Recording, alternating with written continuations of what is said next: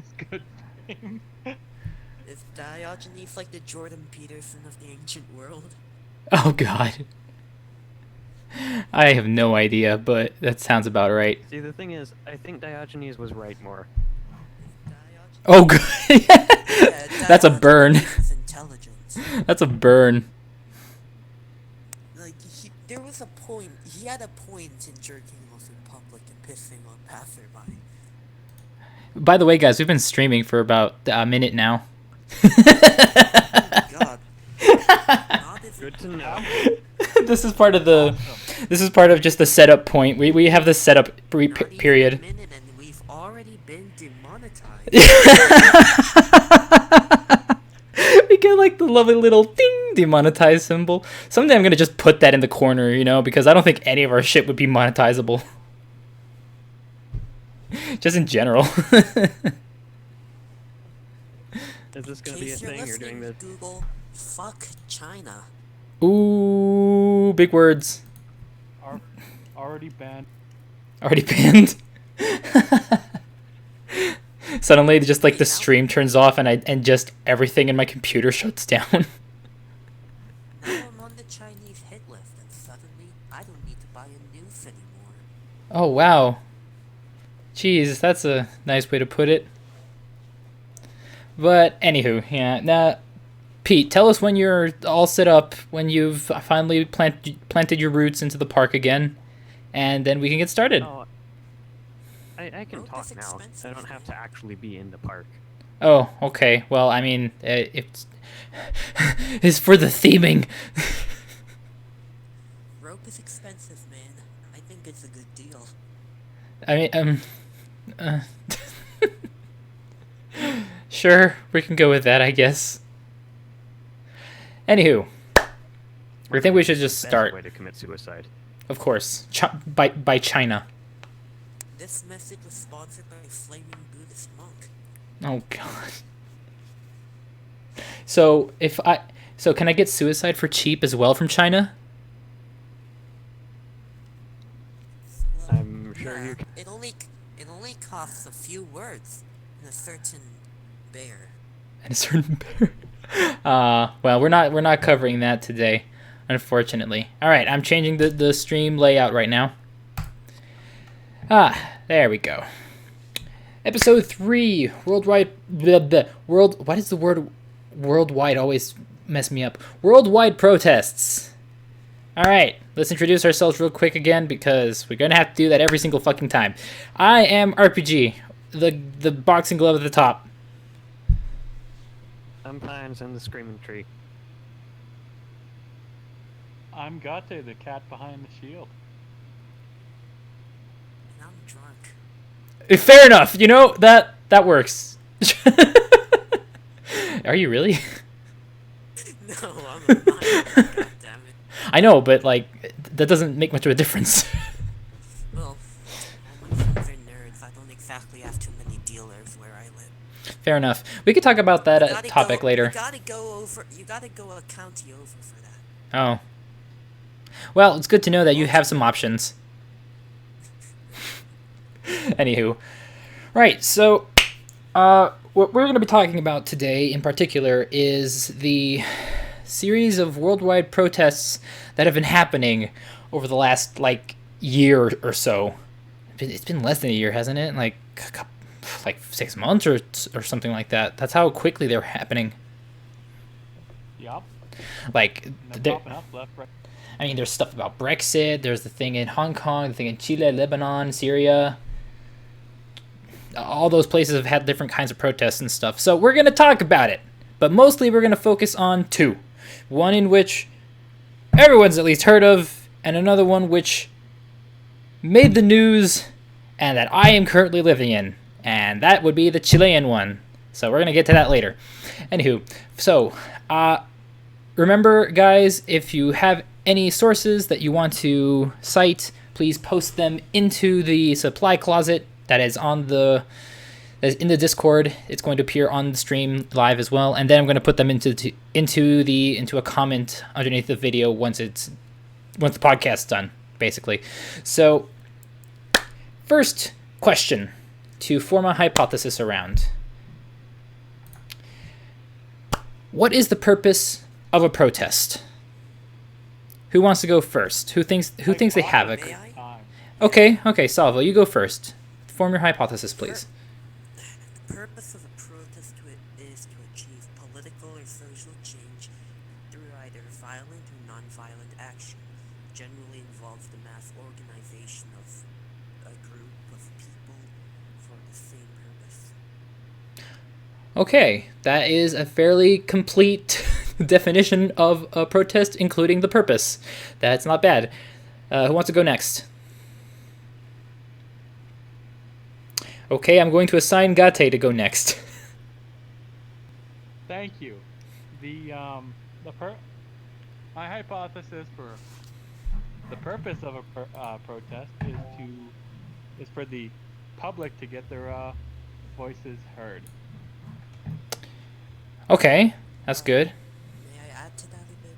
No, because Oh, we're supposed to do that later. So keep it in mind, Salvo. Just keep it in mind. All right, Pete, your turn. Pine tree. If the people in charge are doing something you don't want them to, yell at them. You know, It works. I don't know. I haven't done enough history. you know. That works too. But that's not really. I mean, I guess it could count. My hypothesis for what is the purpose of a protest would go approximately. It's very similar to what Salvo's was, honestly, because he pretty much covered all the bases.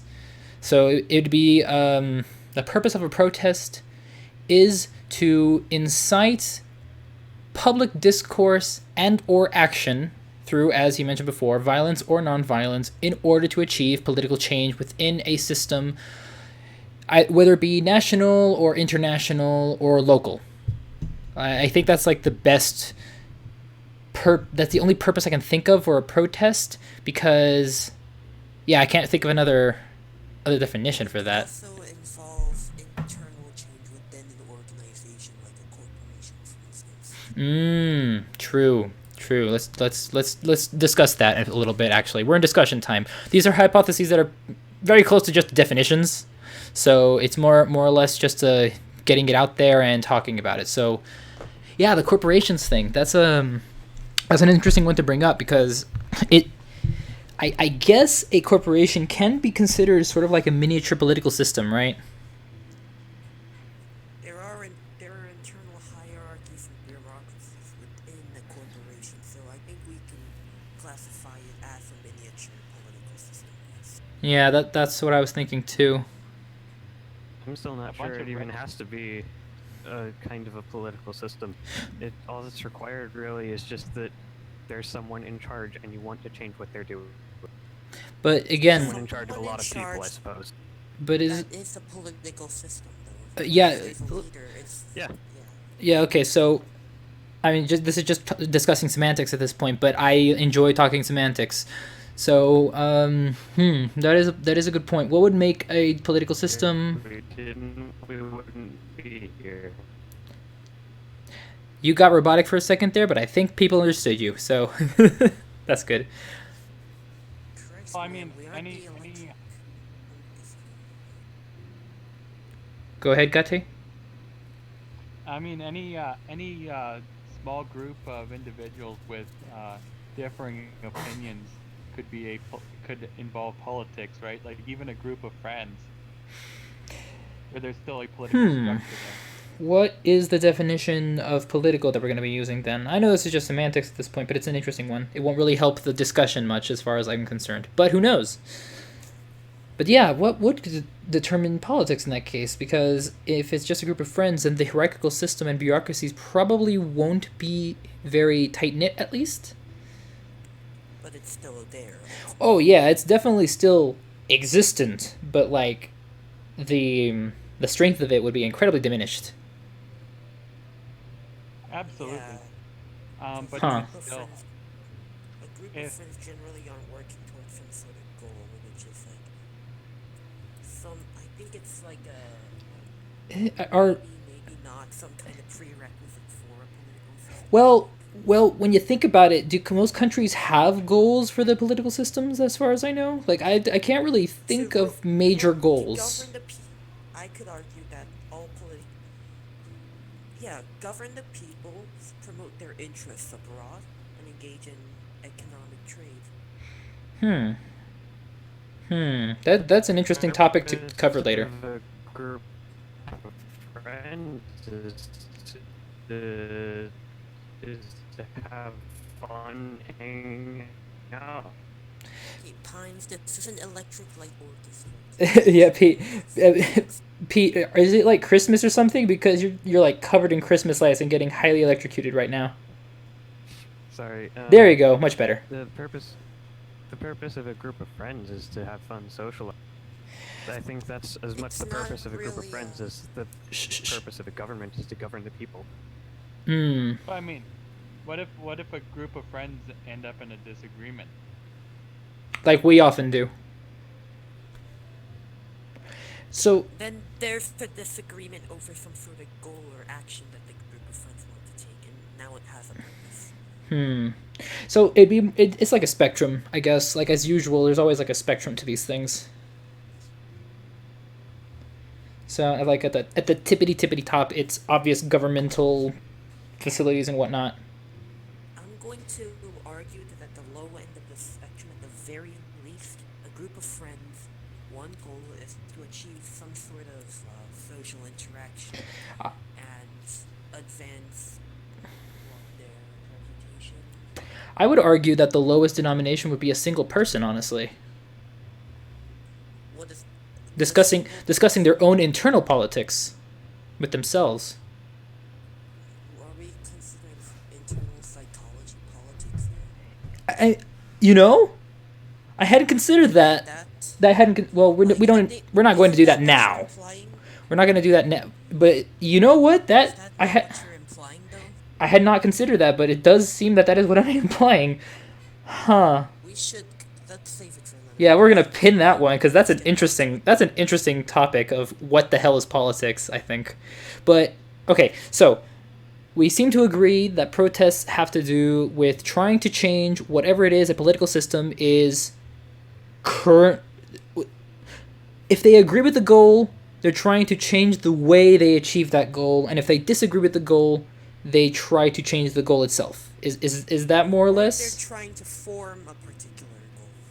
They're trying Or to. that Yes. could it be this I guess that kind of falls They're into trying to changing a change goal. Yeah, something about what like a the bunch of governing body. lobbyists. May I interject? Okay, and then Pete will go right after. Right. So a bunch of lobbyists. Do you guys agree that lobbying is a form of political protest? Define lobbying real quick, please. Using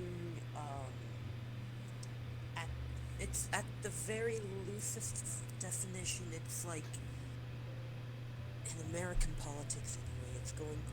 It's trying to impact your country's legislative body by speaking directly with representatives. In America, this generally takes the form of like buying them dinners, donating campaign funding money, Huh. and yeah, doing all sorts of shady shit. It can be considered protesting, yes, but it's less representative of. Well, it depends on the goals. Well, It depends on the I'll goals. protest it a lot. When we think of protest here in Western culture, it's generally the sort of grassroots protest done by the people. Hmm. We must remember, corporations have political agendas too. They too are capable of taking protest actions against a governmental body. Huh. You know, you bring up some really interesting points there. That's something to consider. Thank you, Huh. President P. Pete, your turn. What were you gonna say? It just seemed like we were overly complicating things. It's still just when you want to change something they're doing, you don't have to split it up into changing the way they're achieving their goal or changing what their goal is. They're changing. Yeah. We're just discussing the semantics at this point. I'm aware, but the thing is, we have to have a clear definition of what the hell we're talking about before we can, very much talk about it. We might get confused otherwise. Shall we get back to it then? Yes. All right. Absolutely. Okay, so we seem to agree now. What do you think our conclusion would be based on this then? Like, more or less. If I may I? Okay, let's see. Based on what we've discussed so far, I think. Go. Protest is protest is generally the actions, non-violent or violent, of an individual, group, organization, or corporation to achieve some sort of change in a political body. Be it to change one's goals, change one's methods of achieving goals, or adding or removing goals as they see fit. You know what? Does anyone disagree with this? Nope. Nope. I don't either. Like that seemed like the most complete possible definition we could give, but also describing the purpose of a protest. You know, like it's included within the definition. Are we gonna keep logs like a record book? Things I mean, you can if you want. You can. You're allowed to write that in the. You can write that in the supply closet if you really want to. I mean, like, I won't do it if it's not gonna benefit everyone. You can write it down. Like it's up to you. Like this is the kind of stuff that generally I'll remember on my own, but the others can do whatever they want to recall these I things. think I'll remember this one. Okay, good. You did kind of come up with it in the first place for the most part. That was interesting. So now then, let's get to the meat and potatoes of shit. What the hell caused the Hong Kong protests? I would like to at least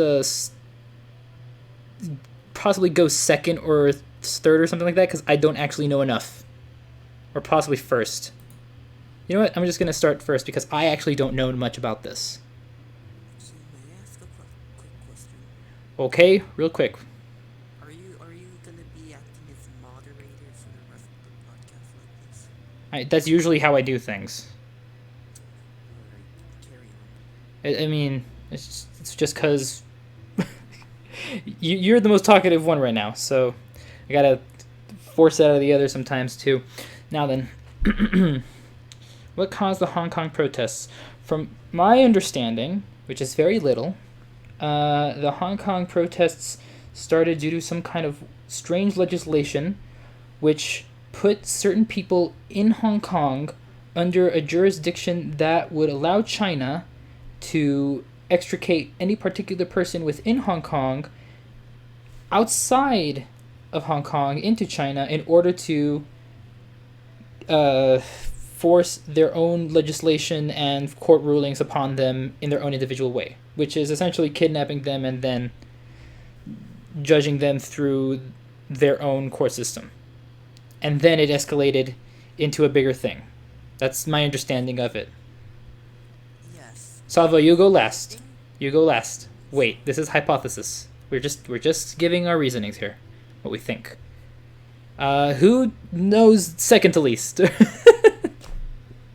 I don't understand any more than you do. All right, cool. Then you go next. Well, that's you just described everything I know about it. I'm pretty sure we have the same source. Yeah, probably. So that's an unfortunate case for us. Gate, what about you? You seem to know a little bit more about this. From my understanding and my hypothesis, the reason why the Hong Kong protests have started is because Hong Kong wants to remain autonomous from Beijing and wants to keep its two system, one country rule. Okay. And the reason it's lasted so long is because of chain reaction after chain reaction after chain reaction. Interesting. Salvo, now go. Wait, what chain reaction? We'll get into that. Yes. We'll get into that. I'm assuming it's some sort of diplomatic pressure placed by Britain and the U.S. to protect Hong Kong's freedom. Possibly. But Salvo, is that your hypothesis? No. Okay, We'll go with that talk first. about it. All right, cool. Anyway, well, yeah, pretty much what the RPG said. The Oh, Hong really? Kong, the Hong Kong protesters are protesting against a bill that allows China to easily um, extradite people that they don't like. So generally, the reason this is such a problem is because it's given a lot of Hong Kong's freedom, like politically and in the media. If China can start extraditing whoever they want, that means they're going to be able to lock up journalists, protesters, revolutionaries, and political dissidents, which is terrible for the Hong Kong's democracy.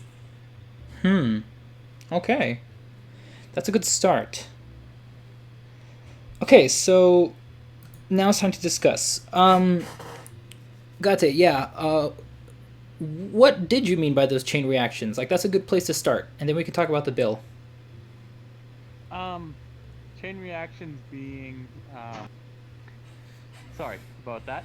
Chain reactions being everything like the mostly regarding social media.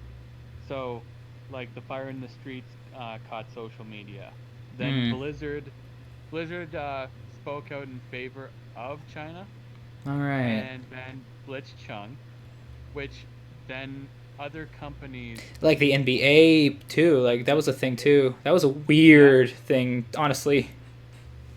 Apple with their banning of the uh, GPS tracking app.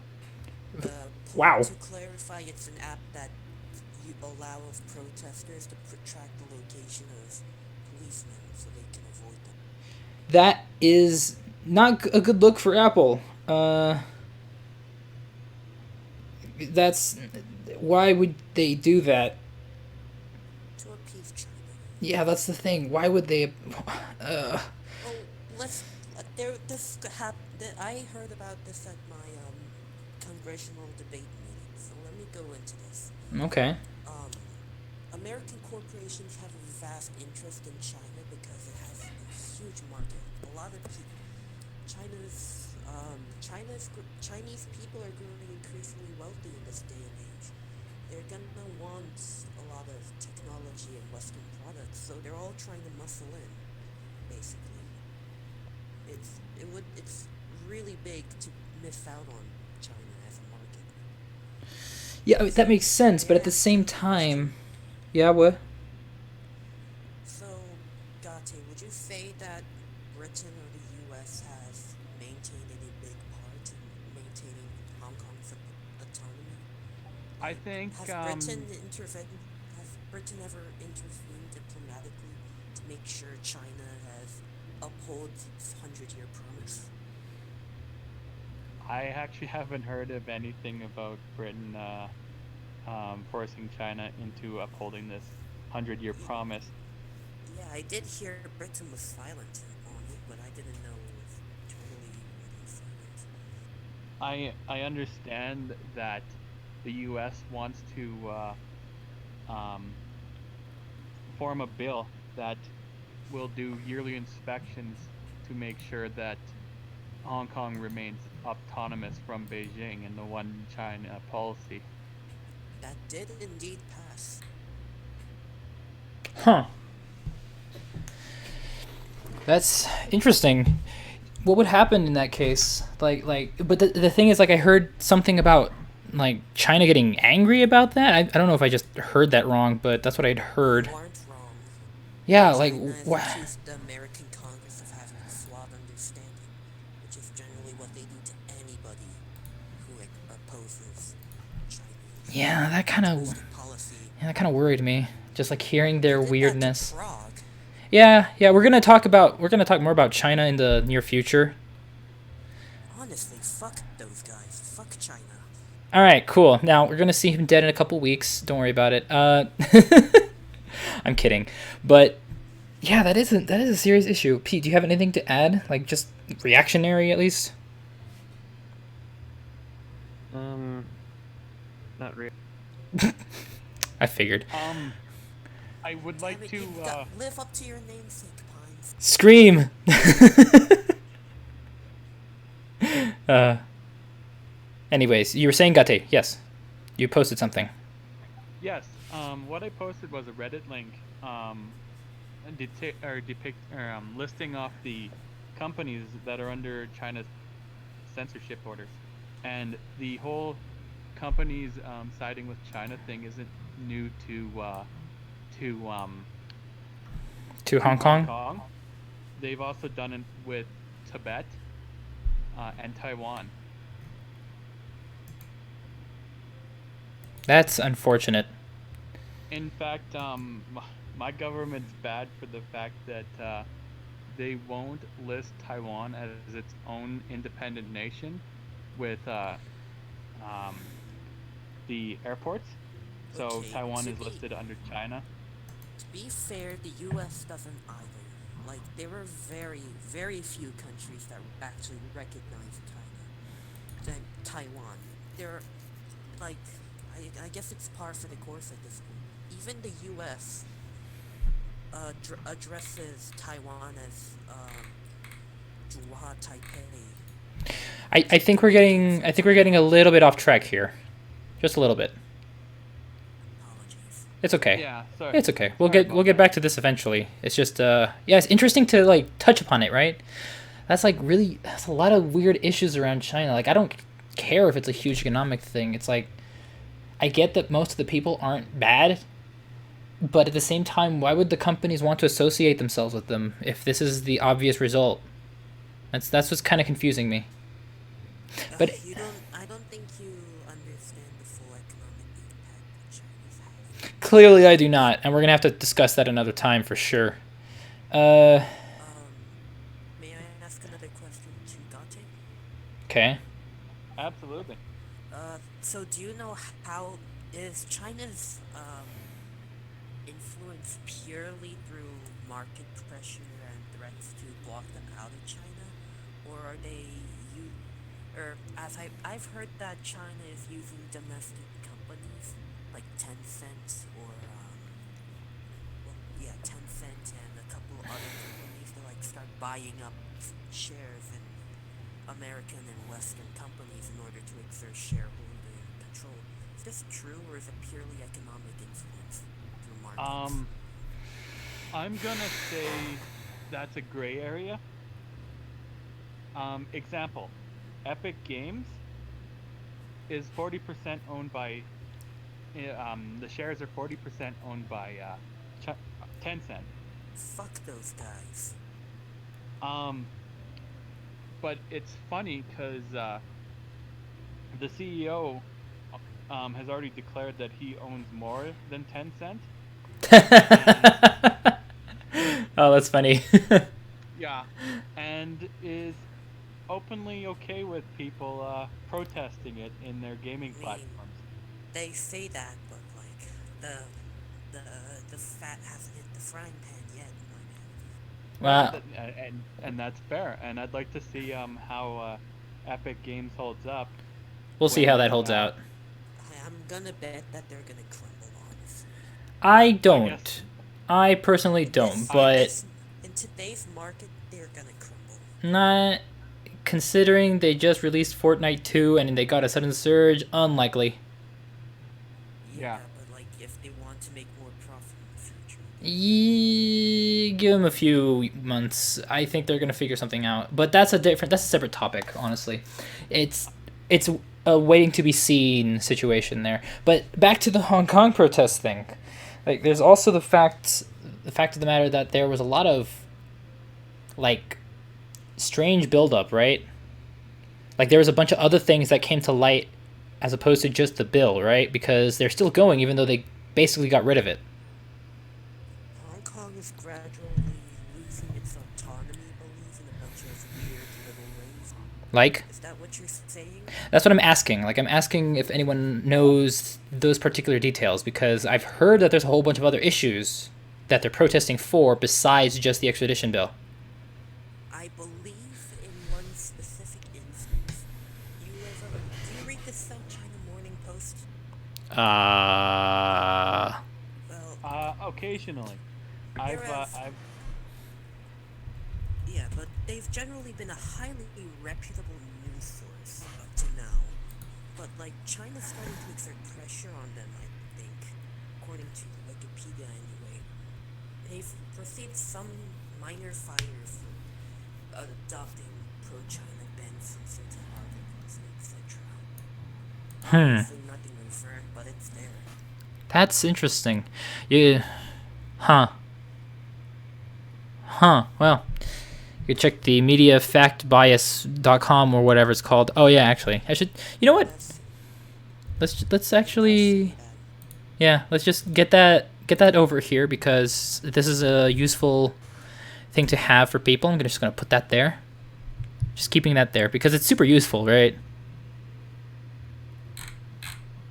I just think it's necessary for people to know that exists. I can't believe you haven't heard of this tool. Bro, I'm. Available through It's so funny because I just looked it up because I was curious and then found it, and I didn't know it existed until now. I And just found it by yeah, but I want you to keep in mind that I used to do the fact checking on my own. dude, I just found that's totally a good thing. It kind of is, Good but resource to have. right? It's like saves me so much time. But like, don't rely on that. Of course. You should do your own fact checking. Of course.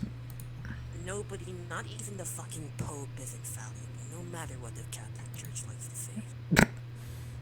Regardless, yeah, that's a useful little website for you guys to use if you need to like fact check the media sources you use, and you can get a good idea of whether or not they're biased or not. They're almost always biased, but at least you can know in which way. Anywho, Nobody isn't biased. It's about Exactly. whether or not they're honest in their bias. that's They're more precise. self-aware Yep, enough to- Yeah. I'm in agreement. Okay, so what else can we say about the Hong Kong protests? Because like these little things, I'm not sure what they are. It's like Do you want me to like do a quick search? if it would be so kind, or someone else could. I'll get back Like, to you in a little sorry. bit. All right. What was the question? Yeah, I'm just confused what the little things about the Hong Kong situation are. Like, why are the protests still going? Because they kind of got rid of the bill. Stuff keeps happening. Like, Hong Kong just wants to be safe, man. They just want autonomy. Yeah. How difficult would that be? There's no guarantee that China's gonna leave them alone, even if the bill doesn't get through. They'll just be more sneaky about it. Yeah, but I'm just That's security. curious how would they get that security, right? Because aren't they like basically surrounded? I think their end goal is to gain more support from Western countries in maintaining their autonomy, because that's the one thing keeping them at bay right now. I see. That does seem like a very difficult situation. Huge in this. That is true. Hong Kong has a lot of economic power because America doesn't put the sanctions on them they do on China. So like, that's their power play. That's their leveraging card. I did not know that. We're gonna have to really talk about China at some point because there's a lot of little things I just don't know about and I need to. Again, fuck those guys. I mean, fair, but I'm just saying I need to know about it before I can say it myself. Yeah, that's interesting. Do you? One more thing. Xinjiang concentration camps. There we go. Okay, again, talk about China another time. We're talking about Hong Kong. So the police thing too. Yeah, what was it, Getty? Yeah, no, going back on the little things that keep happening. Like the cab that drove into the group of protesters. Oh God, that reminds me of something that happened here. Sponsored by Charlottesville. That reminds me of something that happened here too. Charlottesville gang. God, that was scary to watch. So it's like a lot of little acts of violence piling up, essentially. Yeah, and it's making rounds onto social media. Which Violence? Yeah, of course the Yeah. More, I thought it was more the gradual loss of political autonomy and like really sneaky. Well, we're gonna get into that. We're gonna get into that soon. So I think we're gonna leave the violence topic for a little later because that's another one of the subtopics. absolutely. So Pete, were you gonna say something? Not really. I see. Okay, I just found something. I was talking more at the beginning, to be fair. Fair. Okay, you were saying, Salvo? Okay, so Found something? I don't know if this has been very gradual or not, but currently, China is installing its pro-establishment puppets, and right now in the legislation of Hong Kong, China's pro-established shills are the majority. I don't know how long has this been going on, or if this has been the way it's been since Britain, and it's a big thorn in the side of Hong Kong's autonomy. Yeah, I can see that being an issue. It's complicated for sure. That would explain why it's been going on for so long, right? Because it's like this big issue that just has extra little things piled on top of it every single day, and then it reveals more and more shit which has been going on, right? But like slowly being revealed, as well as like the social media presence inciting it further. Huh. Well, I think we should try to wrap up this subtopic then, so we can get up to the next one real quick. Guys? So, Okay. Yes. finally wrapping up. Yes. Uh, What conclusion have we come to? That's the thing. Like, I think we we can all equivocally agree, fuck China. well, yes, but the question was what caused the protests in particular, and I think we all just agree at this point that it had to do with that extradition bill. May I form a positive hypothesis then? Possible conclusion? Yeah, sure. Go ahead. Alright, so the extradition bill, this was just the last. The extradition bill was the last straw on the camel's back.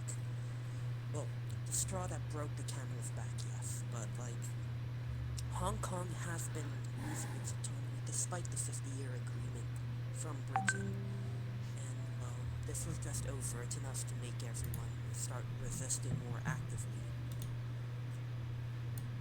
Okay.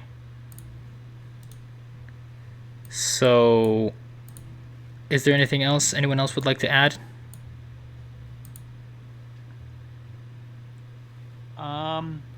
Yes. Continuing off on that, that's why it started, and I think to say why it's still going is because Hong Kong wants to continue being autonomous from Beijing and China, and with the help of social media, they're becoming more and more able to do so. Okay, fair enough. What about you, Pete? Nothing to add, I assume? At least not yet? No. Nope. Alright then.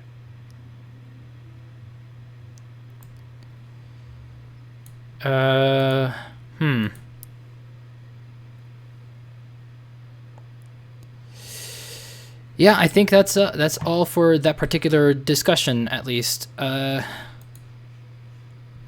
Got someone telling me that the microphones for you guys was a little bit too low, so I've put you all up. Someone's listening? Yeah, someone is. God. Now we're really gonna get shot. I hope not. Okay, they say it's better now. That's good. Thank you, viewer. We appreciate it. Yes, and now you guys are very loud in my ear, but I'm just gonna have to deal with it. So that's just how it is. We have an audience. Does that mean we can mess with them now? Oh my god, that is so loud. That is so loud. You guys are all so loud, it hurts. But yeah, the volume is supposedly fixed now, for now. Hopefully. Oh, No, Salvo, where'd he go? He died. Oh, no. 2 bullets in his temple. Possibly. I'm going to have to make the avocado go away for a while. Okay, well, we're going to have to continue without him for now. He'll probably be back. Yeah, he probably will, which is why I'm keeping the finger on it. So, now we move on to the next subtopic, which is, why have protests broken out in Chile? Which is the country that I reside in. Now, there's a very good chance that none of you know the exact reason behind it. Am I correct in assuming that? You're absolutely correct. Pete? I've seen the things you. Okay, you're going to have to keep your finger on the So push to talk better. I've seen the things that you sent about why it happened. I have a vague idea. I mean, I've seen the things from some Chilean artists I follow. But Right. I don't know the reason. You don't know the reason.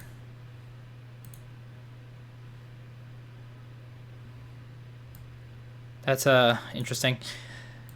Well, the actual reason is not that complicated. It's similar to the Hong Kong issue. So essentially, it was the Oop! Someone's talking to me. Okay. Yeah. Salvo is not coming back. Unfortunately, he's going to have to. Oh, okay. Actually, no, he will. He says he's be back in a bit. Hopefully, he can get back in time. So for now, we're just gonna continue. Right. So. Absolutely. So for now, the question of why it happened is essentially as follows. There was one little. He does assume he won't be. Okay. He's making it complicated for me. Never mind. I'm just going to assume. I'm just going to assume he's dead until further notice. All right. If the audience asks, tell him China got me. No, not China. No, they killed him. But yeah, the thing that caused the Chilean protests, as far as I am aware, because this is exactly what everyone says, is that there was a rise in the fare for getting a ticket to ride the subway. The quantity was incredibly minuscule. It was 30 pesos, which can be roughly translated to about, I guess, 15 cents, 10 cents, like pretty much a dime, right? But over a long, like over a month, that tends to accumulate, and it like adds a certain amount of monetary cost to it, which prompted people into a bit of a rage because they did not want to use more money on things they barely had the money for already. And then it broke out into this crazy situation, and it happened way too fast. As we're speaking, it's been exactly 1 week since it started, and it's now dying down. That's how fast it happened. Wow. Yeah, it was pretty just quick and easy, just easy bake protests, essentially. But yeah, but there was like this thing where like at the beginning of last week, around Monday, they started with the protests in the actual subway stations, but it was very mild for the most part. Like they were just like blocking it, trying to get through without paying, etc., doing a lot of normal protest things, but nothing extreme. But for some reason, on Friday, something just snapped, and I'm not 100% sure what it was.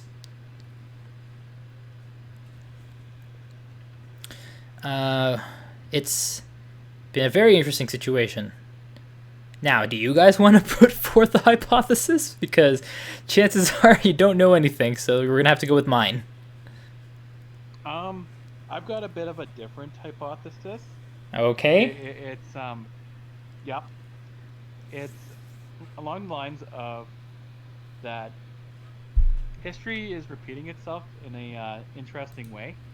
Hmm. So back in the late 1700s, revolutions were starting up left, right, and center. There's the French Revolution, the American Revolution started it all. Then the French Revolution happened, and then many different revolutions happened afterwards. Fast forward to today. The Hong Kong Revolution is primarily what started it all from my current information. And then from there, all these other ones have started. So that's sort of where I'm thinking. You're talking the French protests? No, I'm talking the situations as a whole. So back in time, and they started like wildfire. Everyone was having a revolution. Fast forward to today, one protest started, and then it seemingly worked, and then everyone's having protests. Kind of started in France too, honestly. Oh, interesting. Yeah, right? That's weird. Pete, I don't know. What about you? Got a different idea of why Chile suddenly started having these protests too? Because I do think it might have to do a little with Hong Kong. I saw the thing you sent about the iceberg, where like there were a lot of things about the cost of living being way too high. Oh yeah. I have. Can you repost that into the supply closet so other people can see it? Yeah, just.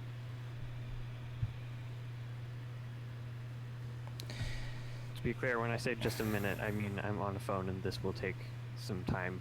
That's okay. That's okay. We're just gonna keep going. There's no problem there. Just saying it. Let's see. So, yeah, I guess the hypothesis time is a little bit over then. So let's just go straight on to discussion because this is like a long form thingy. Bring it on. So, like, actually, let me do a thing. Not sure if I should do this. It'd be like to help the microphone situation. Your guys' end. Okay. Should I do it? Sure. Okay, in that case, things are gonna get a little quiet for the stream.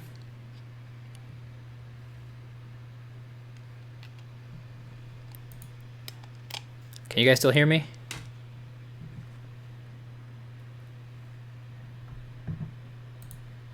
The stream can't hear you guys yet. Just give me a second here.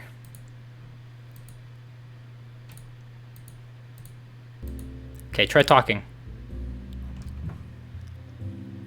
Hello. How's this? Yeah, okay, now the stream should hear you a lot better. Yeah, that's what the issue was. Okay. That's a dumb issue. But anyways, let's just continue. Right. So, thank you, Pete. Thank you for posting the iceberg. So, we're going to go through a couple of the things, but let's start with the things that people have pointed out is likely the issue that called the crisis, as it were, the neoliberalism crisis, as they call it, which is interesting. I like the term because it's what everyone seems to be calling it, and I kind of agree with them because really, it's like, what else are you going to call it? So the iceberg contains things that say, first, the major issue was the increased public transport cost, which broke everything, and then things just started going haywire. People were throwing shit onto the rails, causing large explosions. People were setting things on fire, breaking railings, breaking traffic lights, breaking lots of things, stealing, ransacking different locales, breaking into places, hurting people. Then the military got involved. Lots of shit happened. Like, there was so much crap. This is not a joke. Like, there was at least 8 dead now in all of Chile. Yeah. Yeah, it is a yikes. And there's at least, and this is a statistic I don't feel like bringing up, but here goes. There's at least 50 exploded eyeballs. recorded so far. Is that like separate from exploded people? There's been no exploded Like, people. just the eyeballs explode? Just the eyeballs. Because How? the military are using rubber bullets. Ah. Yes. Tear gas bombs and rubber bullets when things get crazy. And as a result of that, a bunch of eyes have been lost. Let's just put it that way. I don't even want to think about it, honestly. One of our audience says that there's actually 15 dead. 15. Oh, God. God, it's worse than I thought then. Huh. Yay, fantastic. Well, there's the news. Somehow, we managed to become more violent than Hong Kong's thing. Somehow. How the hell does that Wait, happen? how many have died in Hong Kong? Like 2, at best. Many injured, but I don't think there's been many deaths. Like, so far, we've gotten next to nothing based on whether people have died. At all. I'm gonna fact. You're gonna what? You're gonna fact check it? Yeah, go fact check it, because I'm curious, because it's like, what the hell happened here? Right? It just sort of happened out of nowhere. What else? Yeah, and then the same situation happened where there was a bunch of protesters that were just straight up run over. To be fair, the driver was seemingly drunk. So, he may have had a motive? Or he may have just been stupidly drunk and driving at night during curfew for no good reason. Oh yeah, there's a curfew now. I should mention that too. This is the first time that our country has had a national curfew since the Pinochet era. Also, Pines, no insult to you, but Pinochet, which is basically like Chile's Stalin, some people have given him the lovely nickname of Pine Shit. So, he is Pine Shit because Pinochet. That's his name. So yeah, that's the reason why we call him that sometimes. I should Okay. have something clever to say here, but I can't think of anything. Don't worry. Basically, you shit out Stalin. What I'm reading off Brilliant. of Wikipedia, Yes. Is? there are at least 10 people dead in Hong Kong. Damn. All of them suicide, Oh. and over 2,000 Injured. 2,000 who are injured, Yeah. and But are there anyone? 2,379 arrests. Okay, that's a lot. That is a lot. Yeah, but how many people died because of protest violence? I'm not finding any, but there was the guy who got shot by the police officer, but I think he lived. Fuck. Okay, so essentially, what I'm talking about is people that died due to protest-related injuries. Like just straight-up injuries. And that I'm Christ. Okay, so I thought you mentioned before, like 8 people died in a fire. it wasn't 8, it was 3. 3 people died in a fire. 3. 2 others And the died with number's that gone up with that since run over incident that I mentioned before. A bunch of others died for God knows what other reasons, and I just don't know what all the deaths were involved with.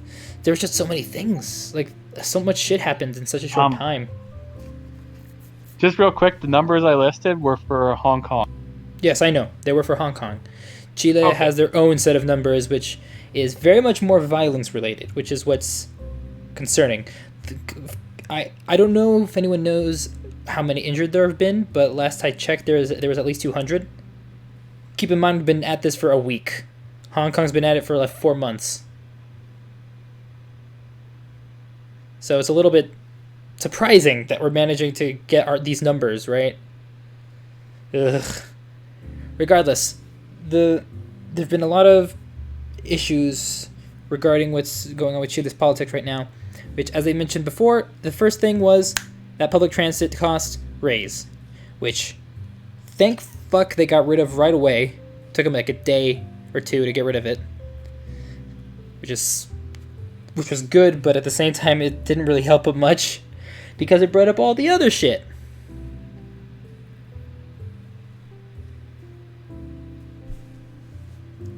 The other people was for the curfew and military, not the protests. Well, yes, but that's the thing. It's still a situation to be considered because that means that the military or the police actually hurt them too. But yeah, there's a bunch of other issues, like, well, this graph, like I mentioned before, this iceberg graph is not exactly accurate because I actually went to fact check a lot of these things, and one of them says worst education in South America and one of the most expensive in the world. Expensive, I might be able to agree with. Well, no. The most expensive is definitely United States. Like, there's absolutely no way. But one of the most expensive, I can kind of attest to. It's pretty expensive, yeah. But it's not the worst education in South America, not by a long shot. We're at the halfway point, nowhere near the bottom. So that's just straight up non-factual because you just look it up for a little bit. I believe that's a very biased opinion there. However, there's also the case of the poor condition of the Chilean healthcare system, which is a thing. Now, as I mentioned before in our server though, it's more so a case that happens with the public healthcare system. Because the public healthcare system has this issue with doctors and getting them, right? They have a hard time getting enough doctors, and the spaces where these things happen don't really allow for making appointments in general. So many people are forced to wait for hours in the waiting room regardless of whether they have an emergency situation or not. So it kind of causes issues.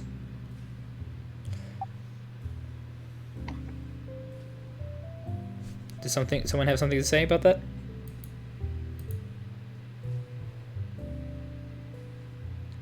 I guess not. All right.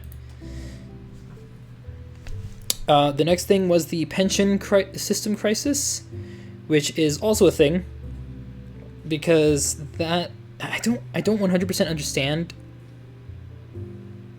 why it's an issue yet, but I do understand that it's something that you have to usually pay a lot for, and the main issue here is that the minimum wage of the Chilean populace is quite low, and because of that, it causes all these issues. Like, these issues become issues because our salaries are not that high. As is explained as the point right below it, the miserable salaries being about $400 a month. Yeah, that's approximately the Chilean salary. What's the salary rate minimum wage in Canada, for example?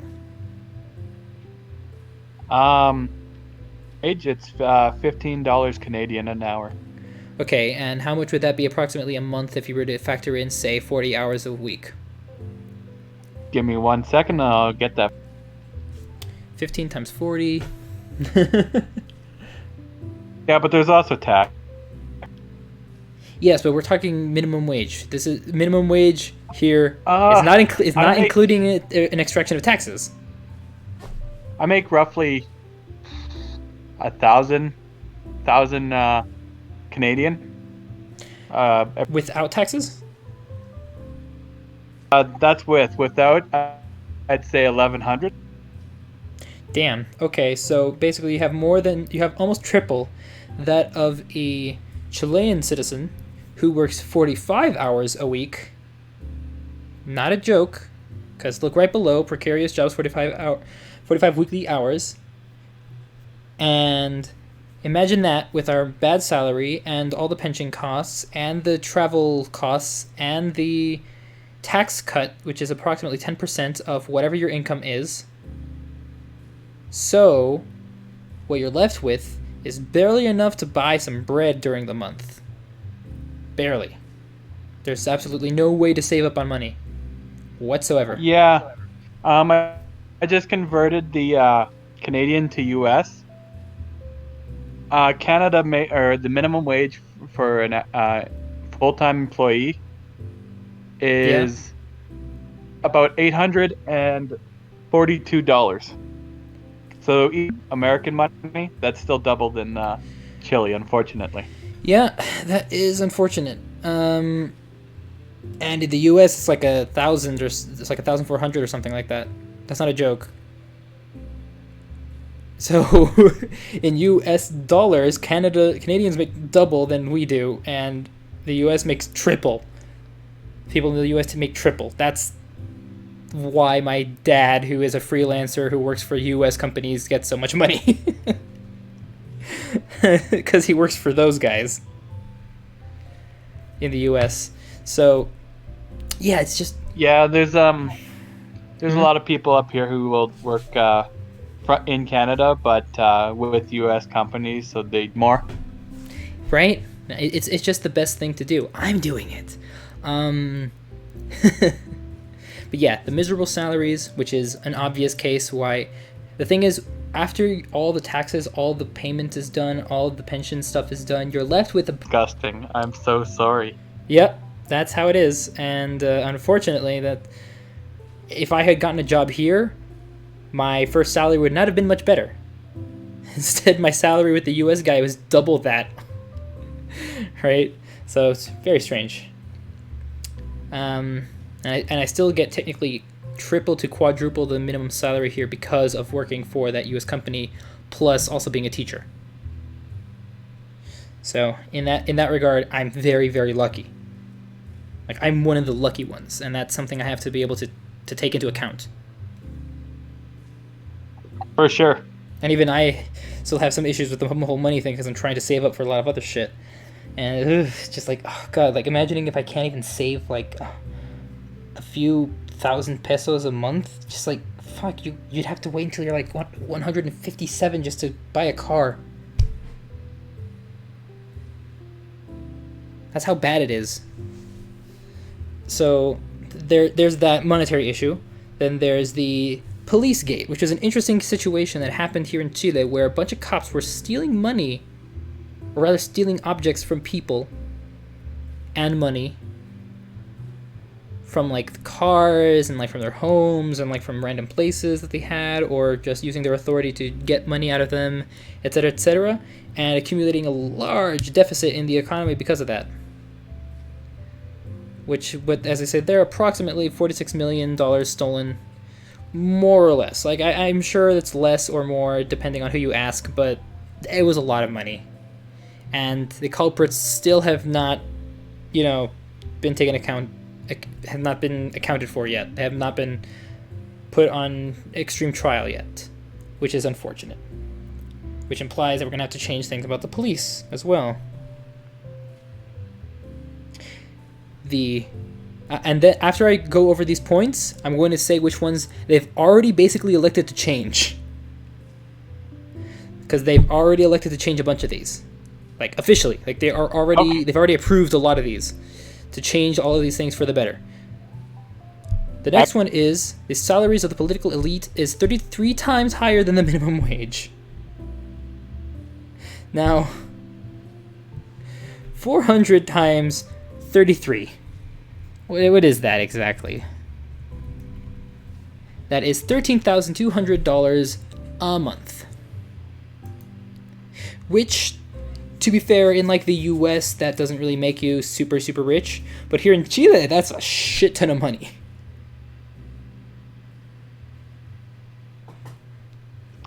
Yep. Let me. What? I'm interested in the U.S. Or what that. What that translates to a Canadian, you mean? No, what it translates to 13,000. Never mind. Minor brain fart. I'm sorry, everyone. Yeah, $13,200 US can be approximately calculated to be about 9.5 million Chilean pesos. which Ah. for the record, that's enough to buy you a car. So every month they have enough money to get a car, essentially. Now, it's not nearly as much as, say, the shit they do in the United States, right? But, like some of the millionaires there, but it's still a crap ton of money. For them, at least. The minimum wage, yeah. Yeah, considering the minimum wage concept and stuff like that. Things here are just too expensive, and people don't have enough money to buy said expensive things, and a lot of them are necessities for survival. So unfortunately, it's just this vice trap that we're in. Pete, do you have anything to comment here? Not quite. I have something I'm saving. Oh, you have something you're saving. Okay, cool. So, yeah, there's that. And then there's the lots of collusions, which I cannot confirm or deny in most of those cases. The only one I can confirm is the pharmacy industry, where there's a lot of vested interest between certain pharmacies to sell certain products, etc., from certain laboratories and whatnot. That's the only thing I can actually confirm as being something that happens. And the last one, which I also fact-checked, is... Oh, hello. Oh, someone's back. Savo. Welcome back. I don't know if you can talk. The Chinese haven't got to me after all. Oh, thank goodness. That's good. Panel? Hey. Should I do it real quick? Real quick? Sure. In the comments for the pharmacy and the toilet. Oh, the pharmacy and the toilet one. Yeah, I guess. I just never heard of it, personally. That's just a me thing. Is Chile like extreme America? No, it's not like extreme America. It's like extremely poor America. Yeah. That's the best way to put it. We're not extremists by any means. It's just that we're just extremely poor. Overworked. Exactly. We're very poor, very overworked America. Do you have to like deal with FARC or Contra? The what? Is it at least politically stable up till now? For the most part, yes. So you haven't had to deal with like the other South American countries like Contra or FRC, things like that. A little bit, but nothing extreme. There's been nothing extreme to like cause a panic about. Yeah, okay. So back to what I was going with. The only thing to talk about now is the last one, which is saying that Chile is the only country in the world where water is private. That is incorrect. I fact-checked this, and water is accessible to basically every single Chilean person, completely sanitized, or at least mostly sanitized in some way. Perfectly sanitized stuff is available to about 99% of Chileans. The only thing that is private is the companies. The companies that hold the water are privatized, but that doesn't mean that people don't have access to it directly. Because I doubt that water is free elsewhere too, right? Good to hear. Is water free everywhere else in the world? Have I just been under a rock? Depends on your standard of water. Well, I'm just mean, you know what I mean. Is clean water like free everywhere else? Like in Canada? Fuck no. That's maybe tough in like question, I don't rural know. parts of Africa where they've set up wells and like publicly available artesian wells. But like otherwise, I can't think of anything where water's free. Yeah, exactly. That implies that all those places have private water, essentially. Everyone always has as Wait. much free water as they can filter out of their... Isn't it? Don't most countries have public water, but the public institutions that give out the water still charge for it? But the thing is, we don't have public institutions for water here. That's the thing. That's the difference. They're all privatized. I don't know much about this because our house gets groundwater. I don't know either. Yes, we are. I don't know much about how water is processed either, but essentially, it's more so that the companies have control over the concept of the water supply, but it doesn't actually cause an issue, far as I'm aware. Like, all of our water supplies seem to be pretty safe. Perhaps not as safe as other countries, but it's safe. So it's private in distribution, but the water rights are still owned publicly. Kind of, or it seems more of a matter of the government is kind of incentivizing them to make it as public as possible. So these institutions, they aren't government corporate, they aren't state Nope. run, they're all That's perfectly exactly private. what privatized means. They are not government sanctioned institutions specifically. So they're only charging for like to distribute the water and not for the water right itself. I guess I don't know the specifics, but essentially, but the thing is, I don't know why they would bring that up. The only country in the world where water is private thing.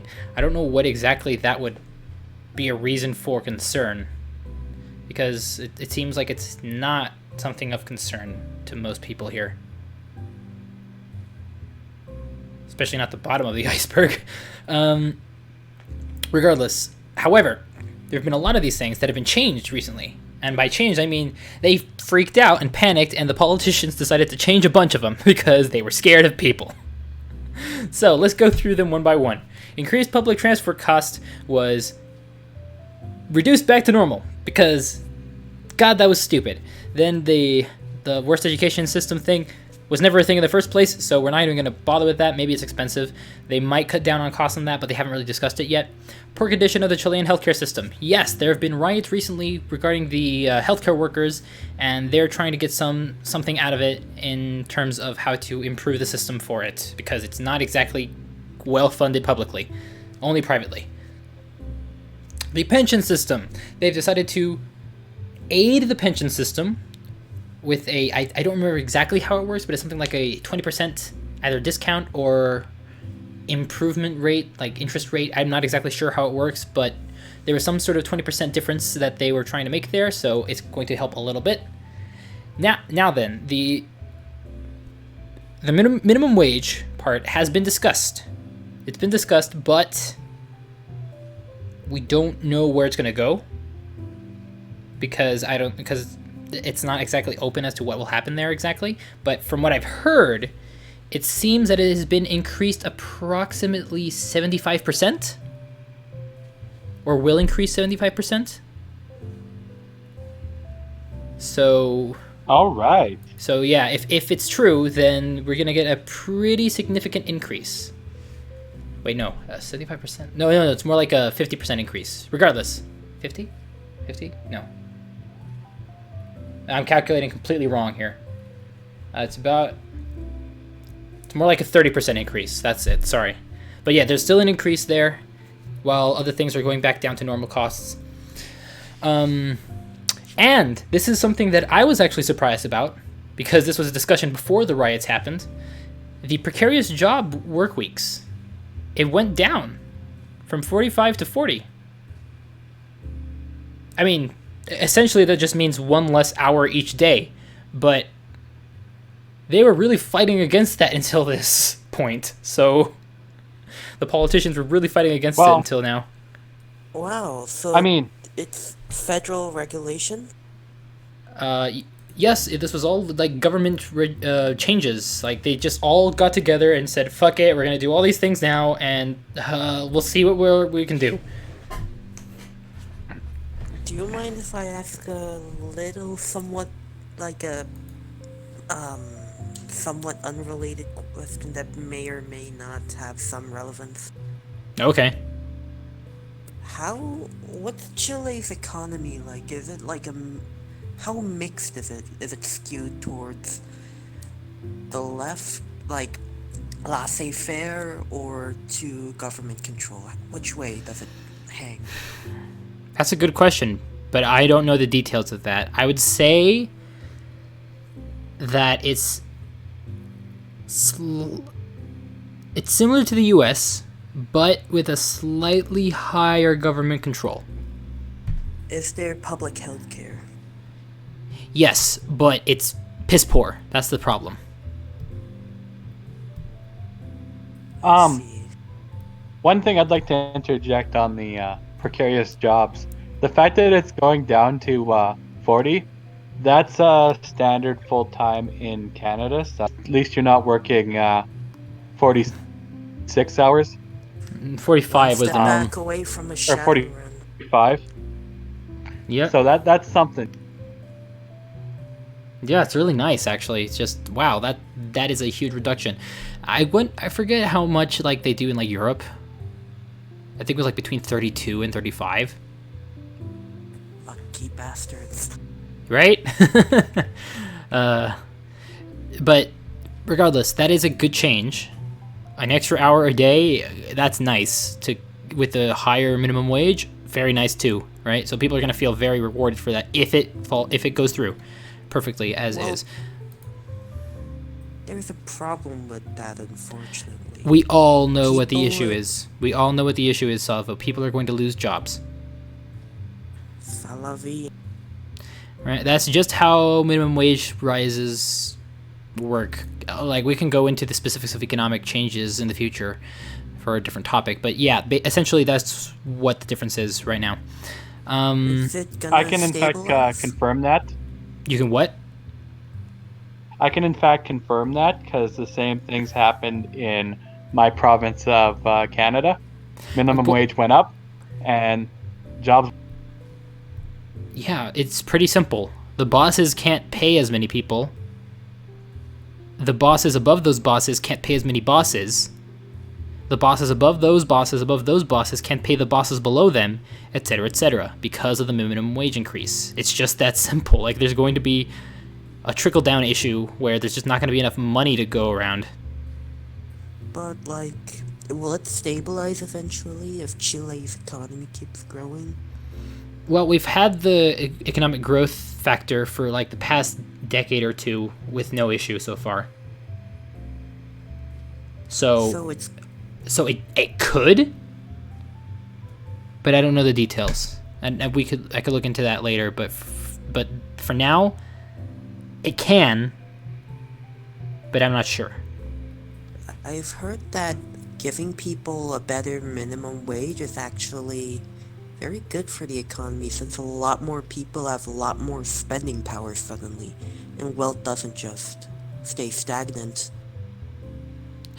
True, but at the same time, I don't know. I'm gonna be honest. I don't know. That's If only if Chile- that's only if the people are spending. If the minimum wage goes up and people start hoarding the money, Which is it's what a not lot of them going might to, do.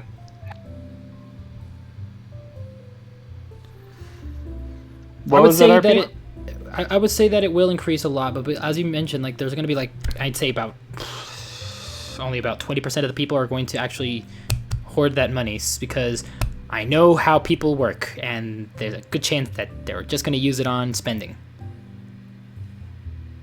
Good for the economy. At least. So yes, I do suspect that it will be beneficial to the economy in the long run, but I don't know how much, and I don't know when it will stabilize or if it will stabilize. That is not a thing that I am qualified to actually talk about because I know next to nothing How about do you- economics.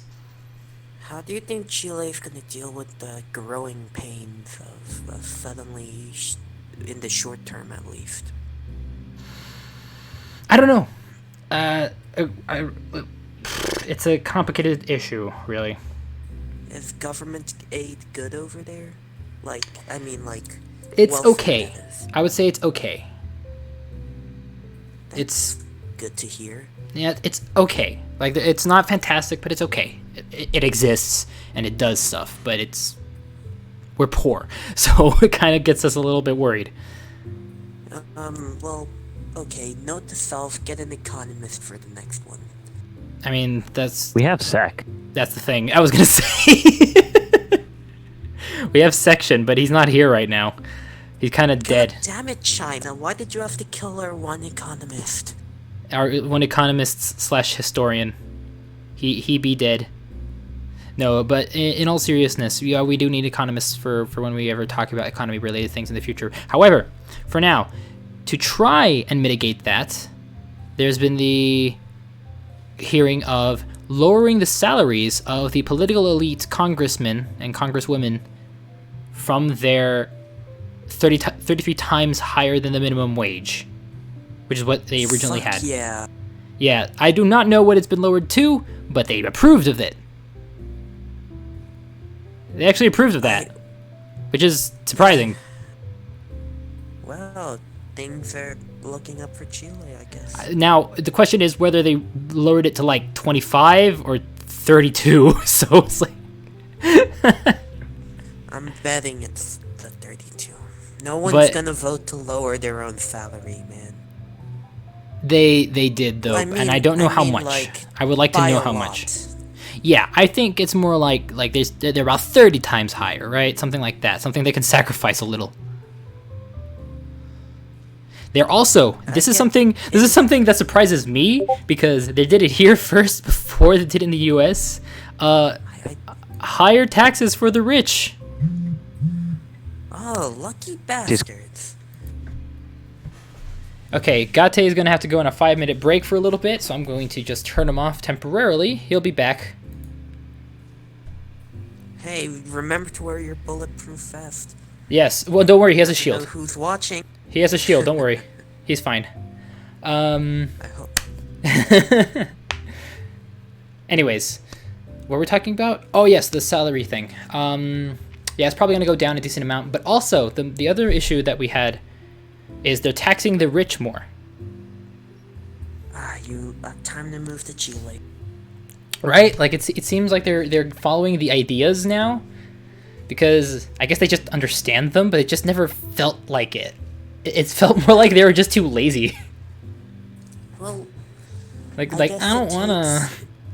maybe that this is what everybody should do. Just push the government to the brink of revolution, and then you get all you want without giving them the justification to start killing people while not. Wait, yep, that getting here. hurt. That's going to be a topic we're going to touch on later too. So, now, anyways, there was one more issue regarding the congressmen and congresswomen and stuff like that, which was that there's too many.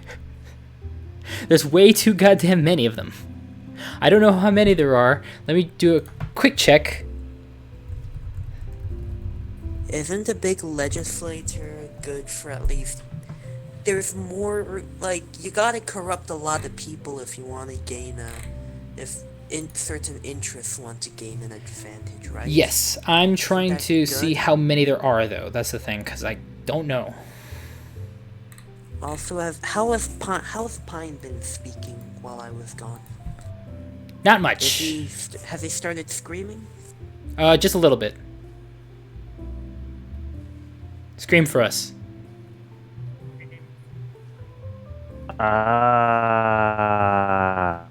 See, he's holding up to his name. I think China stole his trachea. That was pitiful. They stole one of his lungs. Don't be too hard on him. In fact, I'm surprised he has lungs. That or the well, I did zone out for a bit earlier because a friendly dog approached me. Okay, you're a I robot think right he's now, getting but I heard locked. a friendly dog approached you, so that's very good reason to stop talking for a little while. I didn't know China started illegal And I'm logging back. operations in American parks. Gate's back. All right, cool. There you go. Back you are. The bear and the bear did not. Ooh, China has enslaved bears now. Didn't know No. It's run by a bear. Remember? that. So yeah, the final thing is that there's too many congressmen and congresswomen, which I understand is a national stabilization format, but the thing is they're also siphoning too much money away because of the fact that What's the their salaries are so high. distribution? That's the thing. Like, The Can distribution. you look up exact numbers? Can you guys do it? Because when I'm like running the stream, it's really hard for me to look up sources. It's actually kind of I'm difficult on for my me. phone still. How many separate Can you look it local up? division? I shall. For distribution. Sorry, fill me in. distribution of the congressmen or congresswomen in Chile, and the count of how many there are, because I'm curious what that is. Okay, let me look. Is it me a- unicameral? Is it what? Is the legislation unicameral? What does that mean? Is there only one legislative body, or is there two, like in the United States? No, there's several. I think there's like they're obviously separated in like left and right parties, but it's like 4 or 5. There are like what? Why are there 5 legislative bodies? I don't know. We just have a lot of political parties. Oh no, not. I don't mean parties. Like I mean like Congress, and I mean like in American Congress, there's the Senate and the House of Representatives, which Oh. each run by their own rules. Like Oh, what's it like that. in Chile? I don't know. I'm gonna be honest. I'm very much new to the whole Chilean politics thing because I've been paying too much attention to the world politics. And plus, I'm new to politics. How? Okay, we lynch him at dawn. Okay, Gate, what does it say? Does it say anything? Yes, Bicameral legislature. That's what it says. Chamber of Deputies and something else. Now, how many? Like, is Chile divide? Is it Chile a federal system? Define federal. Like, it's where the local powers and the top, like, the national powers have, separated or shared power. Like, they each have their own responsibilities, some of which may or may not be shared and cooperative. I think that's the case. Like I said, it's a lot like the United States, but we have more. The best way to put it is we're a lot like the United States, but we actually have more representatives from the different political parties. Unlike the United States, which barely has any besides the 2 primary ones. Does it get, like, unitary at all, like the UK? We have 155 people in the Congress, or diputados, My god. and then 43 on the other. We have a lot. Yeah, we got a lot. And see the little distribution there? Like, that Nice and pretty. sounds small by American numbers. By American numbers, Chile yeah. is also a small country, so We're not small. I We're thin. I can sort of. Well, I still sort of see the problem here. Does it lead to like a lot of bureaucracy and slow maneuvers in legislation?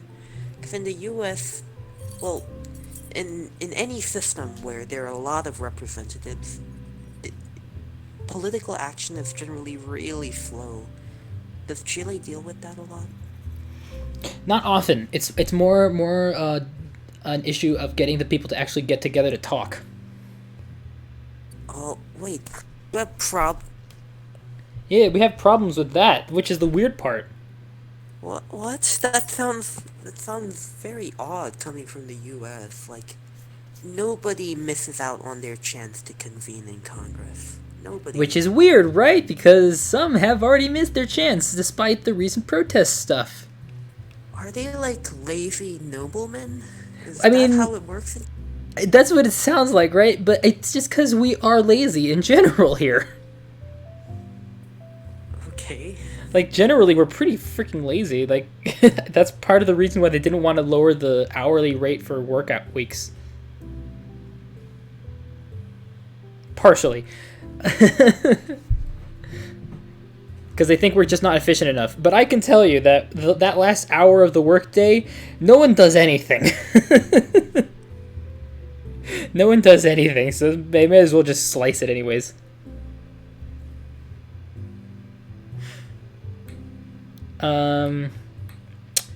Yeah, I think that covers most of what happened in the Chilean thing, like, because that basically covers all the issues that I mentioned, because there's a lot of collusion things that are starting to get rid of, the whole tax thing, all the other stuff.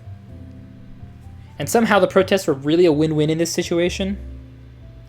Like, they're already dying down, well, quote-unquote dying down in terms of violence, in terms of size, they're more or less the same. In fact, today there was like the biggest possible protest in all of Chile in the past like 50 years or so, which is huge. Considering we had Pinochet before, so that's like a huge thing.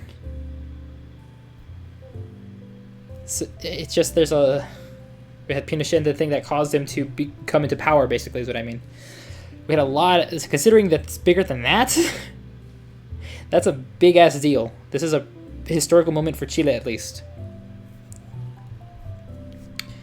So I think we've covered basically everything that is the reasoning for why the Chilean protests have happened. So if I were to summarize it, really, it'd just be Chile is poor, with economic rise. Most of the inequality is extremely high. The protests were there mostly to mitigate the inequality between the people. That is basically all it was. And the majority of the features that they asked for have been looked into, discussed, and mostly, to some degree, fixed.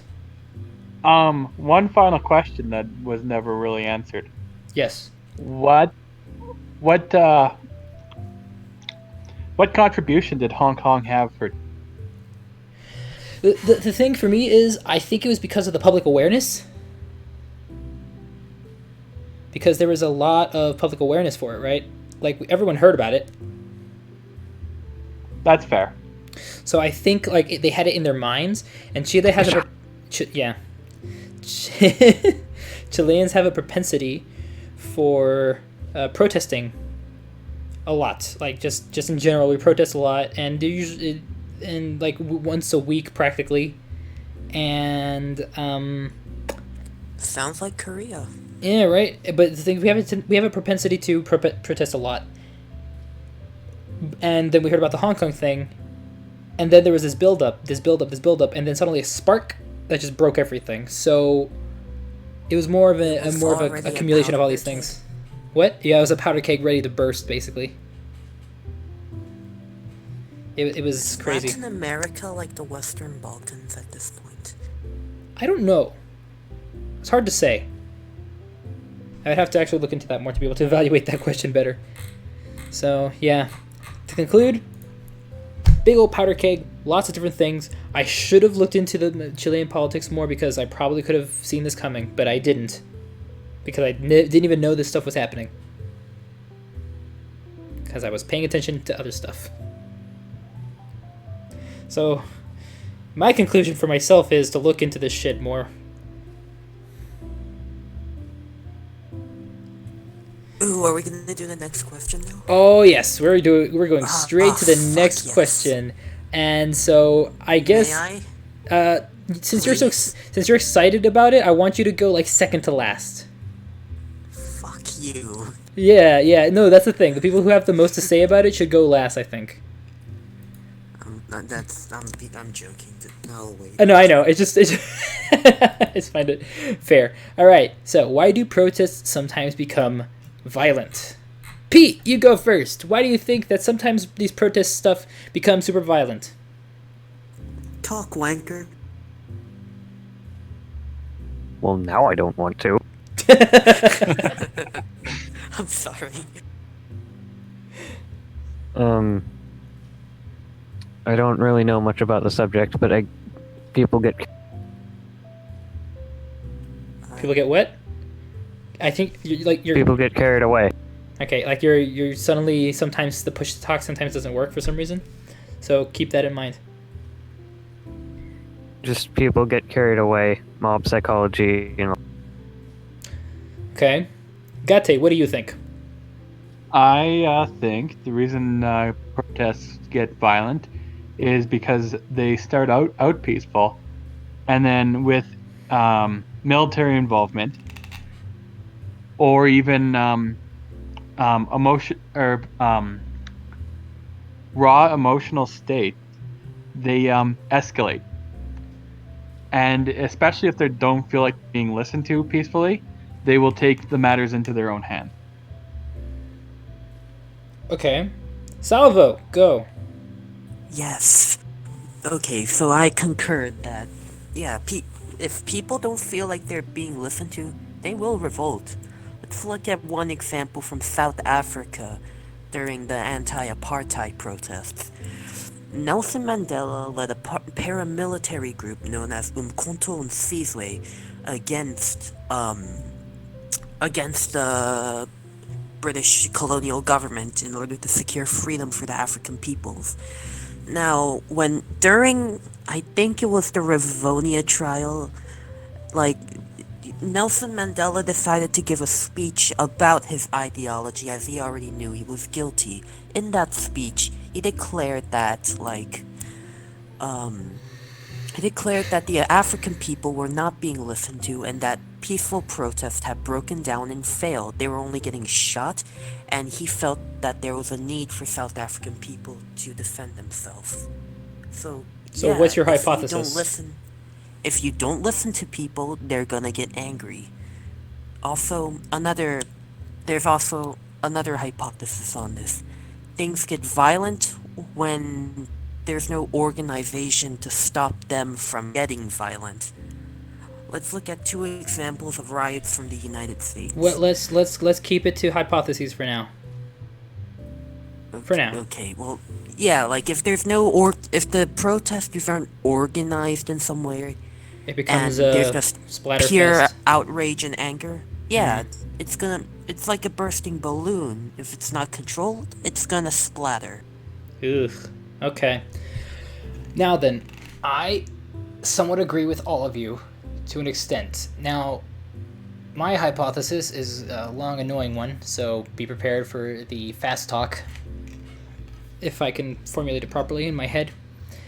The reason I believe that protests can become violent is, as mentioned before, they generally start off peaceful for the most part, unless it's a very specific case. And part of the violence can be incurred due to military or police involvement getting a little bit too carried away in their forceful movements of the people involved in the protests away from whatever area they happen to be protesting in, which can incite fear, which can in turn incite fear within people within the mob itself, which, as Pete mentioned, can lead to mob mentality, which is likely a pheromonal response in some way, and that can lead to the rise in emotion, which can lead to other protests. But let's not forget the free rider problem, where there are free riders which begin to instigate certain things like ransacking and public defamation, well, not public defamation, public destruction of property on their own terms without the consent of anyone else around them in regards to the actual protest, which can, in fact, incite more violence due to people wanting to do so within their riled up emotions. These free riders, I feel like, are a bit of a catalyst in these situations. So if a protest, it has a tendency to become violent depending on the nature of the thing that they're protesting, because I believe the nature of what they're protesting and the culture affected as well. Depending on all those things, free rider violent actors can become catalysts for a greater mob violent behavior. May I posit a question? Sure, I mean, we're done with hypotheses, so we're going straight to discussion. What is revolution, and when does violent protest become revolution? What's the difference? And can the line be drawn between violent protest and revolution? Well, the thing, that's a good question. Again, it might be a spectrum situation.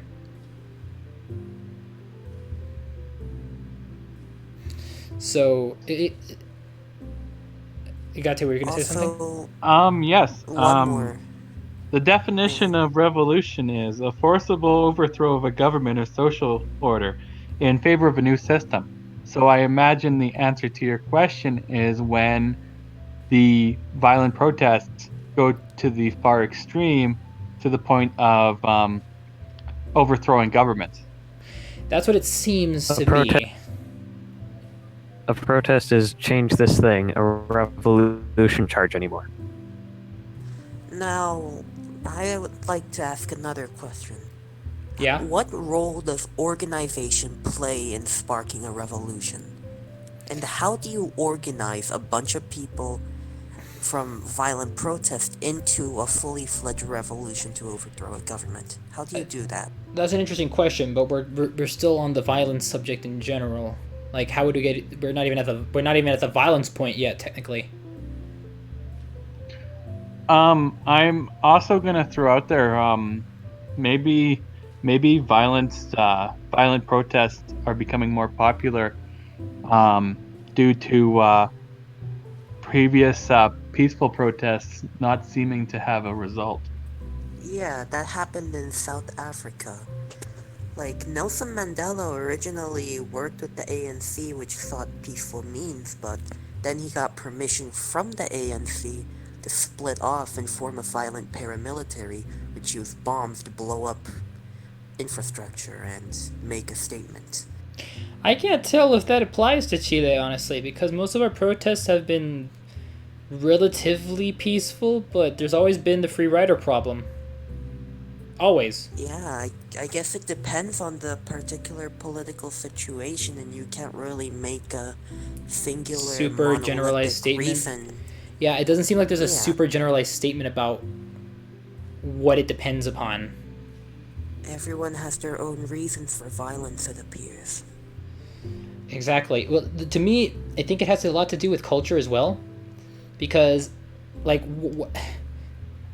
obviously it has to do with what you're protesting, whether or not peaceful protest has worked, the culture you live in, and any other extraneous situations or catalysts.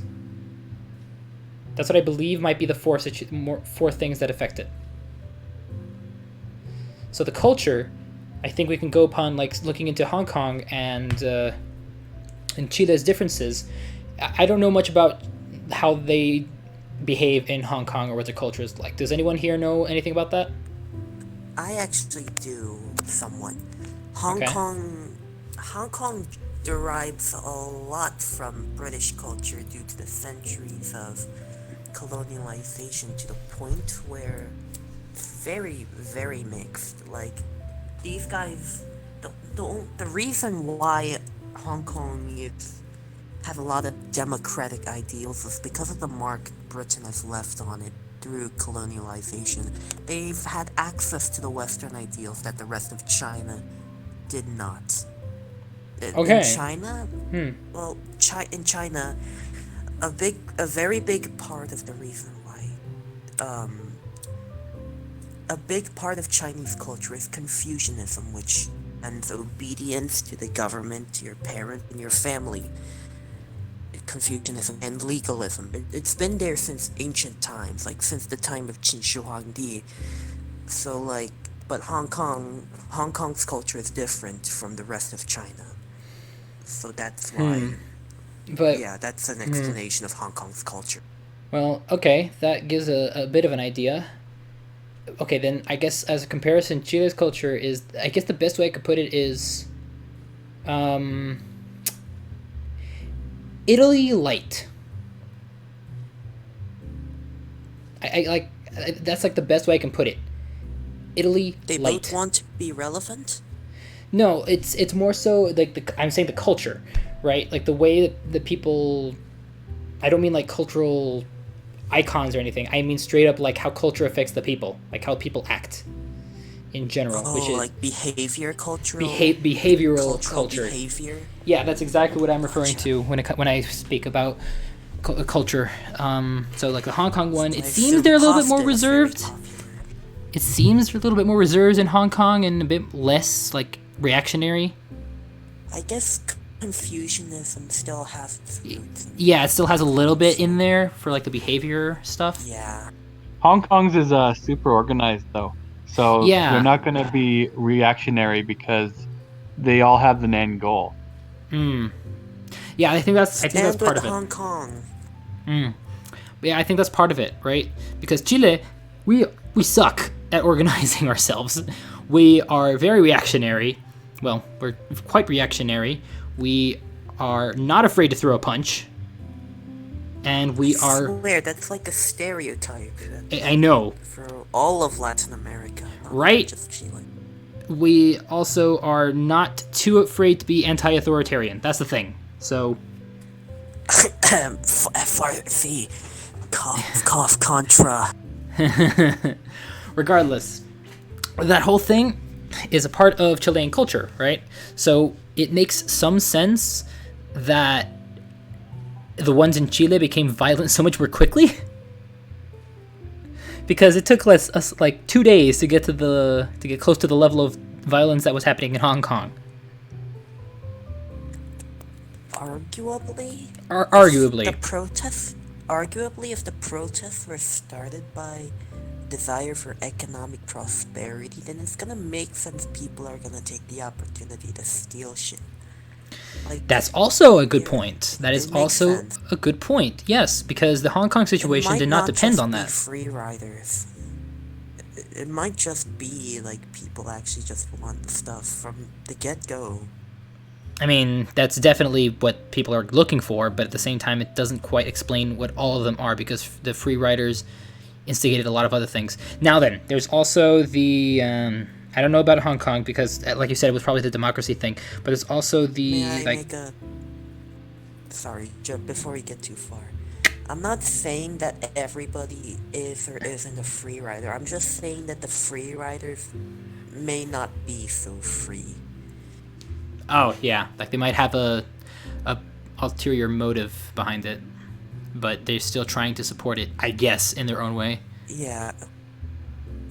Or they might not even think it's an ulterior motive. They might just think that's the point of the protests.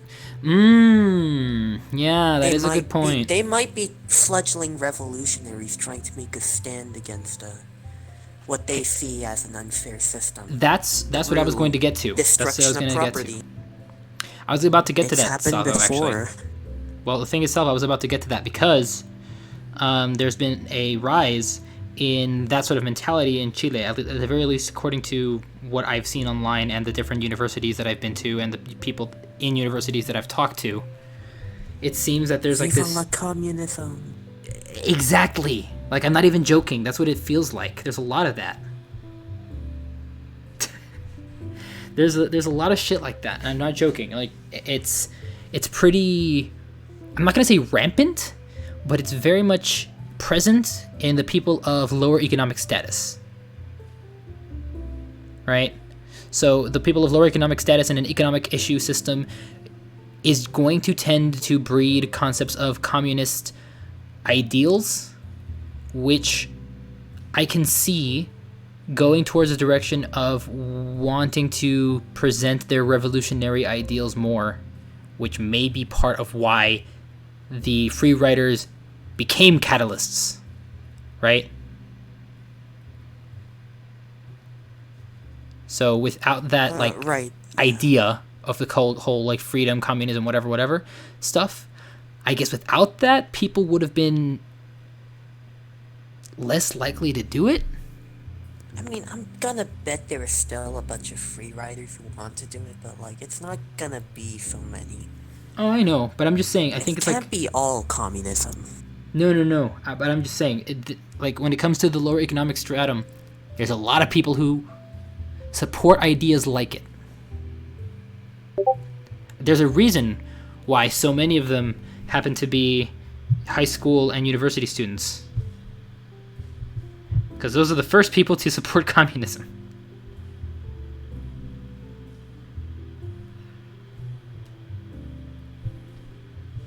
Like, as a generalized thing, that they're like the first people to buy into that, generally. At least here. You guys still there? Hello? China hasn't killed me yet. Okay, good. Ooh, I was worried. Hello. The avocado is ripe. Everyone went quiet, and I was worried because I can't tell if something breaks or not. Sorry, I was just reading the thing Pines A post. single 9mm fired from a Tokarev clone.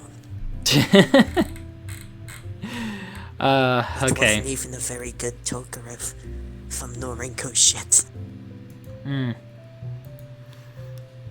So I guess the things that would cause a violent protest concept like that would be like first off, the culture, the behavioral culture that they're in,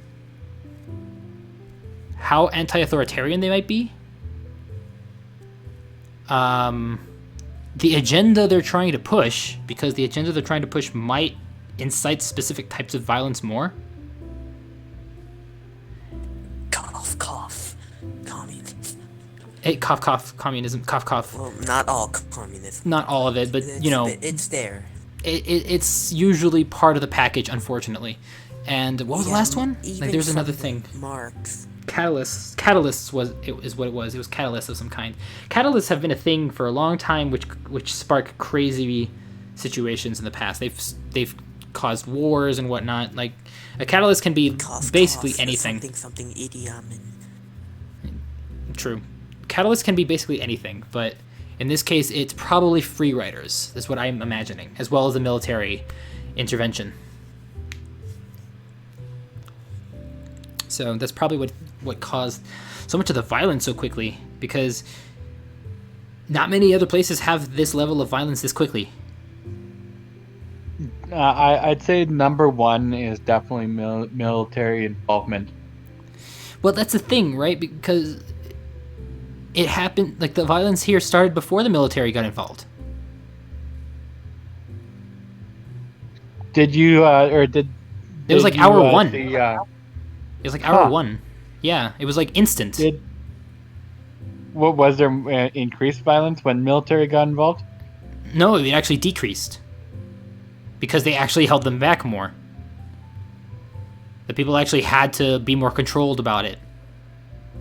Because at first they were like rabid animals. Because the police could barely keep them back. What?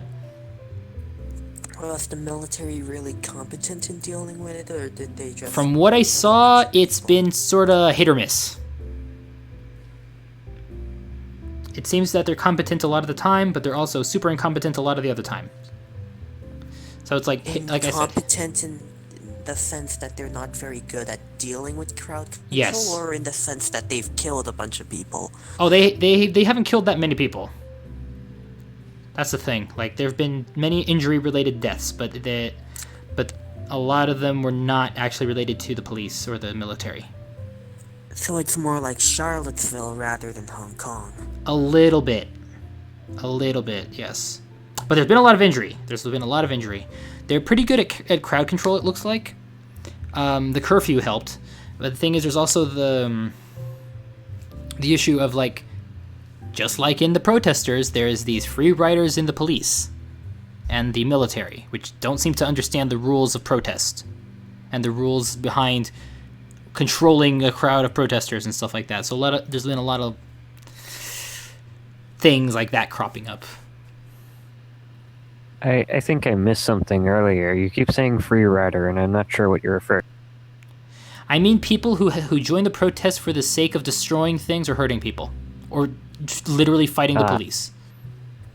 But, like, the delineation is that they aren't motivated by it's motivated by greed or a desire to do violence and not greed, violence, or anti-authoritarian preference. Something like that. It's not like I it's thought political motivation didn't have to do with free riders, and no. they're It's defined a free as rider. just greedy people. A free rider can be defined as someone crazy who ones. probably is not going towards the same goal as the rest of the peaceful protesters. Is the way I would put it best. Oh, so anybody who's hijacking their protests for their own Means, desires? yes. More or less. That's the way I would put it. But a Is it lot of them like, here are pretty violent. That's the problem. Have corporate interests tried to latch on to this sort of stuff like they do in the U.S.? I don't know. I actually don't remember. Like, I imagine that, like, you take out an insurance policy on your own company and have it conveniently bashed in. I recall a meme about that. No, hold on. You get all your guys, your office guys, dress up in black jackets and black masks, and have someone competition's storefront conveniently bashed in. This could be a tabletop game. Wait, it is. Oh god, it's just that I remember a meme that I saw earlier, which was basically just Chilean insurance companies right now. Basically. Wait, can you still collect on damaged store property due to riots, or have they like Yes. stopped everybody from? Yes, Oh my that's god. so they're kind of like a little worried. Hey, like, would you like to shit. would you like to buy a nice house in Santiago? No, but only people specific to the ones who've actually taken out insurance for that. So, it's highly dependent. They're not accepting new policies then? Probably not. It's how the Chilean economy dies. The insurance companies all crash. Oh god, I wouldn't be Like too the surprised. buildings they insured. Oh boy. Well, the thing is, the buildings there've been buildings for sure that had gotten like burned and stuff. God, the fires. That's what impressed me the most. Like how much things got burned. How very communist of them. Right? That's what's the thing. It's always burning with them. It's for some reason. Can't you get a little more creative? They've also like asked for like resignation of the president and whatnot. Like lots of people have, and he's not gonna resign. He's not gonna resign. Have there been? Let me ask you this: He's too memey. Have the sale of bottles of Everclear gone up in the past few days? I don't know. Maybe wine. Have Molotov cocktails started been thrown? Not many. Most of them were in the subways, not above ground. Oh, so we're like still at the couple bottle stage and not like huge street level slingshot Molotov turrets like in the No. Middle East. Too many regulations on that shit, as well as tear gas bombs to let that happen easily. What about has anyone tried to start sending like dry ice bombs or other sorts of No, explosives? not as far as I've heard. That's good to hear. Right? It's just straight up throw rocks. Like you look at the protesters and they're literally just chucking rocks at the military. It's kind of pathetic, honestly. that Are there explosives? Nope. Is that all they can And you afford? can hear the disappointment in it. It that, seems like, all- yeah, Salvo. I think that's all they can afford because they're poor. Remember how this is poor the we most are. fun I've had all day. just, just imagine that they're just so poor they have to chuck rocks. Honestly, I don't know how is imagining about people in a far off country and the means they use to start revolutions more fun than playing Smash. Well, it's different when you actually live here. Yeah, I it's a little different. apologize. I'm making. No, it's I okay. didn't- It's okay. It is funny though. It is kind of funny to think about. It's like, nah, we don't got the money for that. We just go throw rocks. I've coined a new term. Whenever a situation is untenable or unmaintainable, just call it a Chilean insurance company. Well, Oh, I mean, boy. until they start privatizing the rocks, I mean, that's all you guys got, right? I'm gonna ask my sister about that. She's a geologist. She could get on that. She could get on that. We're big with geologists. There you go. We do kind of privatize rocks, just a very specific kind. Lithium and copper and stuff like that. Still technically a rock. Well, I mean, who doesn't privatize those? True. Regardless, the conclusion I think that we reached here is that it depends. What incites violence within these protests, it really depends a lot. And I think we've agreed that it has to seem to do with the culture, what it is they're protesting, what it is involved in the political thoughts of the people, what catalysts there might be to incite it, and other possible external factors. It's just so And the many things amount to of take into account. organization. And the amount of organization. Yes. Here we don't have too much organization. Is what determines if a protest becomes a revolution or a proper political movement. True. But the thing is, it's weird. Now they seem to be a lot more organized. Like at first it's total chaos, but it seems they like organize That more is around a good. specific goal. Yeah, the thing about organization, the good thing is that it reduces free riders. You become more cohesive as a whole. That's what if it's looking there's less like. I think outsiders trying to that's what take happened advantage. today. I think that's what happened today, in think- fact. I think Chile is gonna be a whole lot more, there's gonna be a lot more change now that there's proper organization. And now that people are totally like talking about it so much, because people that I know, friends that I know, people that I talk to all the time who've never expressed political opinions ever are suddenly politics. Well, it's hard not to. Right? It's really hard not to, but it gets the ideas out there too. So it's very important to do that occasionally. Do you think that these protests have made the people a lot more politically literate? Possibly. I wouldn't say much, but possibly a little bit. Like, this stuff is good for healthy democracies. Possibly. Yeah. I think we kind of forgot that at some point. Like it's kind of an issue with that. Okay. I think we should go on to the next topic though, the final topic. Which is Alrighty. why do some protests have a greater effect than others? Because the Chilean protests had so many effects in a couple of days, right? But the Hong Kong ones, while they have had Ooh, I love effects, this topic. are a little bit less. So let's start with May I? Pete. Let's start with Pete again. Damn it. Yeah, he's got to start because he seems to have the least opinion on these things right now, and I want to start with the guy with the least opinions on them first. I feel like this is the kind of thing you could write books about. Well, Mm, try. Like, we don't know And enough to people write books. have. It's called, Um, I think it's called the Anarchist Cookbook. No, okay. But seriously, Pete, try to conclude your thoughts into a single hypothesis. Let's see. They're the two variables really are just the protesters and the people who need to change things. So, in order for a protest, let's see. If the people who need to change things are more willing to change things, that's because either the demands are easier or because the protesters are more threatening. Convincing, quote unquote. Yeah.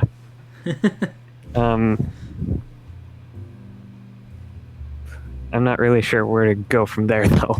I think it's a good condensation. Yeah. Can I think hijack that? No. Just wait your turn. Oh, Wait your turn. Gate, go. Why do some protests have greater effect than others? Yes. Depends on how much attention and traction they get with social media, how much the people protesting are being heard, and the volume of the protesters can also help. Okay, so two different factors here. Someone was talking about the people involved, and the other one's talking about specific media formats and like numbers. Interesting perspectives. talk, damn you. Salvo, go. Yes, okay, for this one I'm gonna use a political metaphor here. Protests are like a machine. Let's call what goes in effort. We'll call it that, okay? And what comes out, pressure. Political pressure, that is. Now, there are several ways to measure the effectiveness of a protest, I think. One such thing is intensity of action. How much effort are you gonna put in to get out a lot of pressure? Secondly, there's duration of effort, input. How long are you gonna keep putting in that effort to consistently get that pressure out? Political pressure, that is. And well, 3. Efficacy. How well is the machine designed to put out the most amount of pressure with the least amount of effort in the shortest amount of time? Those are the several factors that determine how effective a protest is. Can you say it one more time, just like real quick, what the 3 were? Okay, okay. Do I need to define the No. resources again? Just say what they were. Just what they were. Okay, the 3 things are intensity of action, Mm-hmm. efficiency of action, Mm-hmm. and duration of action. Interesting. You know, that's. I feel like all of you guys brought upon very solid points. Personally, my hypothesis would include all of them. I should write a book. I feel like all your guys' hypotheses hold very good credence to what could affect the how effective a protest is. So, the people involved, specifically their psychologies. Yeah, I think. Can I make one? Okay, make one caveat real quick before I throw in mine. So. Okay, let me think real about it. quick. To connect to everything everyone else mentioned about how getting hurt and the amount of people who see this, my 3 factors are generalizations of that. If you're getting hurt, that has to do with efficiency of action. How many people are doing it, that has to do with intensity of action. There's my caveat. Okay, that's fair enough. So it seems that we all went into different levels of detail then, because that's the thing, right? It felt like Pete was describing the low end level of the protest's effectiveness, which is within the individuals themselves and their own psychologies and stuff like that, and how they would be affected by certain things regarding the protest, right? And it seems that Gate went to the mid-range section of that, which would be the spread of the concept and the size of it, the protest itself. So like concentrating on more of a property, like more of a physical presence property, I guess. Meanwhile, Salvo went more to the functional end of it, to the functional properties that arise from all these different factors combining. So it seems like it's a very good, consistent definition just to combine all 3. I can't think of a better way to put it. You know what's fun? Let's start categorizing different factors into the 3 things I mentioned. I mean, we could do To that all form day. a more But cohesive hypothesis. let me just put my part. What you said, Salvo, followed by what Gate said, and a couple other things regarding, I don't know, say aside from social media presence and size, loudness, however you would like to describe that, which could mean depending on it's probably also related to social media and stuff, and a bunch of other mid-tier properties that affect it, and then the low-tier properties, which are the individuals. And I would argue a little bit extra on the psychological aspects to more of the base level attributes of the humans, like in generalization. Or rather, I think I argue differently then. I think it has to. No, how do I put this? It's like I'm trying to put it properly. It depends on the psychology of the individuals, sure, but it's more of a factor of what affects it. No, honestly, I can't add anything. You guys got like all complete. May I? One thing If I'd like I to may. add is 1 second there, Salvo. One thing I'd like to add is the message. I think the message is very important because with Salvo's case, the effectiveness kind of goes both ways. If you're protesting something, but your message is poor, people are going to react against you rather than with you. Yeah, Well, you that need would to be craft the- that message into something palatable. Yeah, Like, that's where that Mandela affects talks a lot effectiveness. about this. That affects both intensity and effectiveness, I think. So yeah, I guess it's discussion time because I can't think of a hypothesis that would work any better than what you guys just said all put together. I'm serious. Okay, so I'd like to talk about your point about individual psychologies and its effect on the greater political machine. I mean, I how would believe- that not affect it though? I believe that it does affect it, but Oh, okay. ultimately it only sorta colors it themes the machine. It gives it, it colors it, I think. But ultimately, I think the entire machine is more important than the little cogs and that it's composed of. Well, let me put it this way. Because Let me put it this way. individuals, Let me put it this way, Salvo. Is the bit in a computer more important than the computer itself? Because without that bit, the computer itself might not function. you know what, that's fair. But yeah, I think I want to modify my point then. Psychology does matter, but there has to be a persistent machine-wide, like, consensus on. There has to be a common psychology for there to be a real effect. Well, Otherwise, it's the just common a chaos psychology. mess. The common psychology, I guess you could argue, is just the generalized human psychology, right? And how to effectively utilize was it thinking about, to a like, maximized cultural effect. elements, I mean, specific culture is also a protests. part of it, right? But the thing is, we all have a base psychological format. Yeah, but like in some countries or groups of people, certain parts of psychology are more emphasized and expressed more. True, but you can still take advantage of them. They still exist, and you can still use them to your advantage, right? Like the stirring up of people, it can still be done. It can still be used. You know, I guess it I depends. think if I may, I think a fascinating example of culture affecting protest was in Japan, and where you know, bus drivers really bolstered public opinion of their protest by making it really efficient. They kept doing their jobs. They kept picking up passengers, but they didn't charge fare. They're wasting company resources while increasing their public image at the same time. So, yeah, that's an interesting example of A different way of culture approaching protest. it. Fascinating. I think that was a whole lot more effective than American strikes.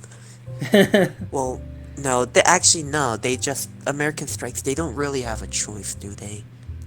I guess it Like, depends. that's just the best way to throw a wrench into the cogs.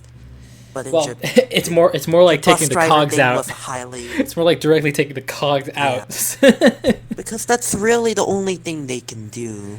Yeah, They aren't. just They Take it aren't. out so it stops functioning Yeah. properly.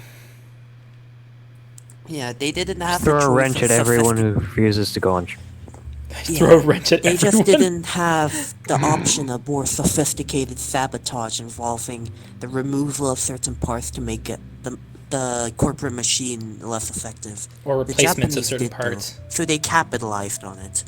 Yeah, I guess so. Like it does have to do with like how the infrastructure is built up and how the social perseverance or perception of it affects how it can be changed. So ultimately, it's there's always these like layers. Like every single thing we ever talk about regarding politics or life has these layers of effect and influence.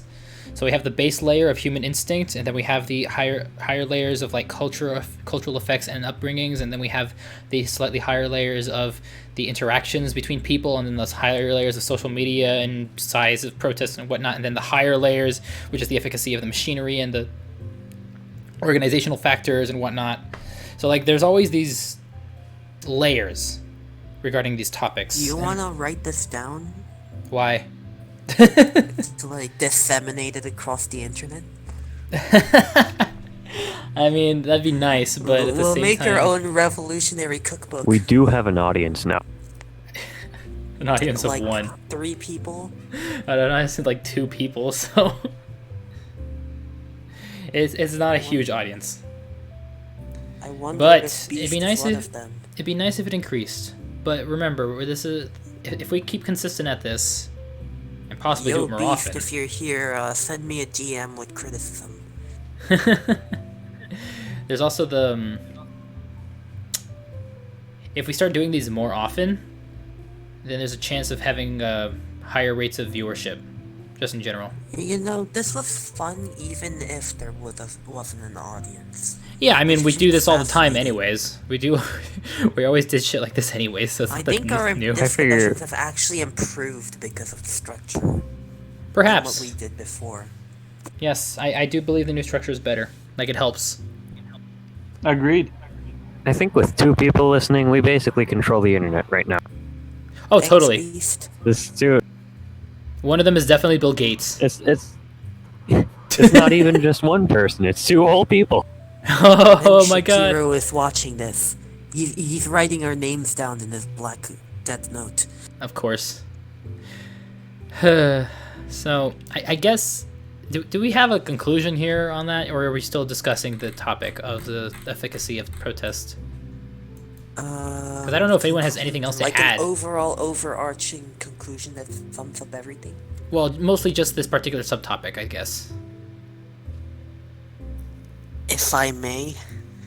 I can't. Yeah. I don't, does anyone else have anything else to add or disagree with or anything? I'm good. Hey, Pete, you too? Then.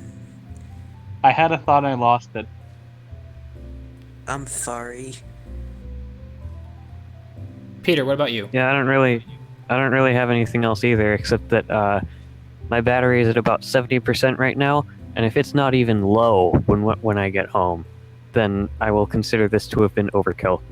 No. That's normal. This is what the preparation should be. That way you get home safe What without park having are to you worry about their in, by phone. the way? Yeah, what park are you in? What park are you in? Just a little one, like, right by my house. Oh. Oh, that's Oh, nice. you lucky bastard. That's nice. Indeed. I have to bike to mine. I can just go to my Sucks. backyard. Yes, I have a question. Oh, okay. Wait, before we get to the conclusion. yes. I remembered what I was going to ask. say. Why are Hong Kong and Chile, yeah, their protests, why are they deemed more successful than, let's say, the Tibetan peace protest? What went wrong there? Peace. May I? Go ahead. Actually, you know what? I'll defer to you, RPG. I'm sorry. Well, the thing is, I'm not sure, but I would say that, in fact, because things got a little bit violent, honestly, like, it freaked people out. Everyone was scared here, I at think- least. I don't know anything about The the Tibetan one. peace were in the 90s. I'm a layman, so you please recognize that, but I theorize that the internet wasn't as developed in the 90s. Like, in modern protests, the main weapon of choice is the cell phone, where you Or just... the internet. The illegal internet is a huge issue. Yeah, that didn't exist then. Exactly. Like, the Hong Kong people, they leveraged it. It's a weapon to them. Yeah, I feel like they would have gotten Just nothing as out much of it. as their gas masks or tennis rackets. Yeah, I feel like they would have gotten nothing out of it if it hadn't been for the internet. Good job, Hong Kong. Good Fair luck. enough. And to your point, RP, the reason Hong Kong's successful is because it got violent. I wouldn't say Would it's you also because give- it got violent, but I would say it's because it got physical. Fair enough. On the police's part, I may add. No protesters, actually. Yeah, protesting itself, no, engaged in real but fight. So But, like, would it got you say media Hong attention. Kong? Pooh Bear fucked himself. Would you say Hong Kong has or is successful because of the internet, whereas Tiananmen Square didn't have the internet? that's a very distinct It wa- possibility. Tiananmen Square got for a long time, even in... Well... Okay, the news media aren't as effective as riling up people as is just the internet. People are cynical of the media, and no matter how many Tank Man pictures you get, ultimately we just go back to eating our dinners. It gets a little difficult when it's stuff regarding the past. That's the Hotel Rwanda quote, by the way. Because I think the difference between like Chile and Hong Kong's in particular, at least, is that Chile's was violent, and the violence itself, I think, got the deeds done. But in Hong Kong, It was more so that it got violent, and the fact that so many people saw that it got violent is what increased its effectiveness. Like, that seems to be the difference. Fair enough. Like here actually was, like, the violent protest suddenly happening out of nowhere, like a powder keg explosion, was what got everyone, like, going, whoa, what the fuck? We gotta do some shit before a country explodes. And then in the Hong Kong case, it's less of the country exploding, but rather things going out of hand over a super long time of peaceful protests. And people were just like, what the fuck? They're being peaceful. What? Stop this shit. And a lot of outrage began to accumulate in external areas. So they didn't... Like, I wonder what would have happened if in Hong Kong it had been a similar situation as it was in Chile. That's an interesting question. I don't know what would have happened in that case, but it might have happened faster. I don't know. Like that's the thing. They're two very separate cases, but that's what it seems like. Okay. No, I totally see that. Okay, so Salvo, can you try to make a summary conclusion of what we've been discussing for the effectiveness stuff? Yes. Political protest is simultaneously a complex machine and a milieu of a thousand different factors on the machine, and the three most important factors are efficacy of action, intensity of action, and duration of action. But but there are a multitude of different factors that can color how these three things are approached and engaged, and how the protesters achieve their means. Yeah, that seems about right. Conclusion. That seems about right. Like, all you really need to add is, like, in the psychology of people can affect it or whatever. But that's, like... That's what I was referencing. It's, like, included. It's, like, included in that, so, like, it doesn't matter. Yeah, that seems about right. Now, I don't know if there's, like, a super overriding overall conclusion that we might want to get to, because we're out of topics. I think I have one. Alright. Fuck China.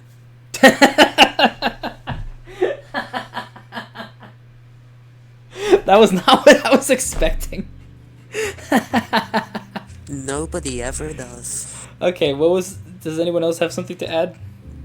Just like nobody expected the Norenko 9mm bullet flying into my room through the doorway into my forehead. But that too. Okay, so, Pete, anything else to add? Not really. Okay, well, you just go back to photosynthesizing, I guess. What about you, Gate?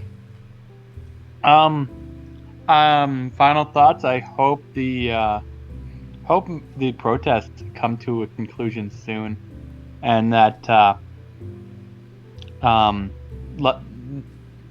not many more people get injured. I know that's wishful thinking, but I hope for everyone's safety that there can be a conclusion that these protests can come to in their own right.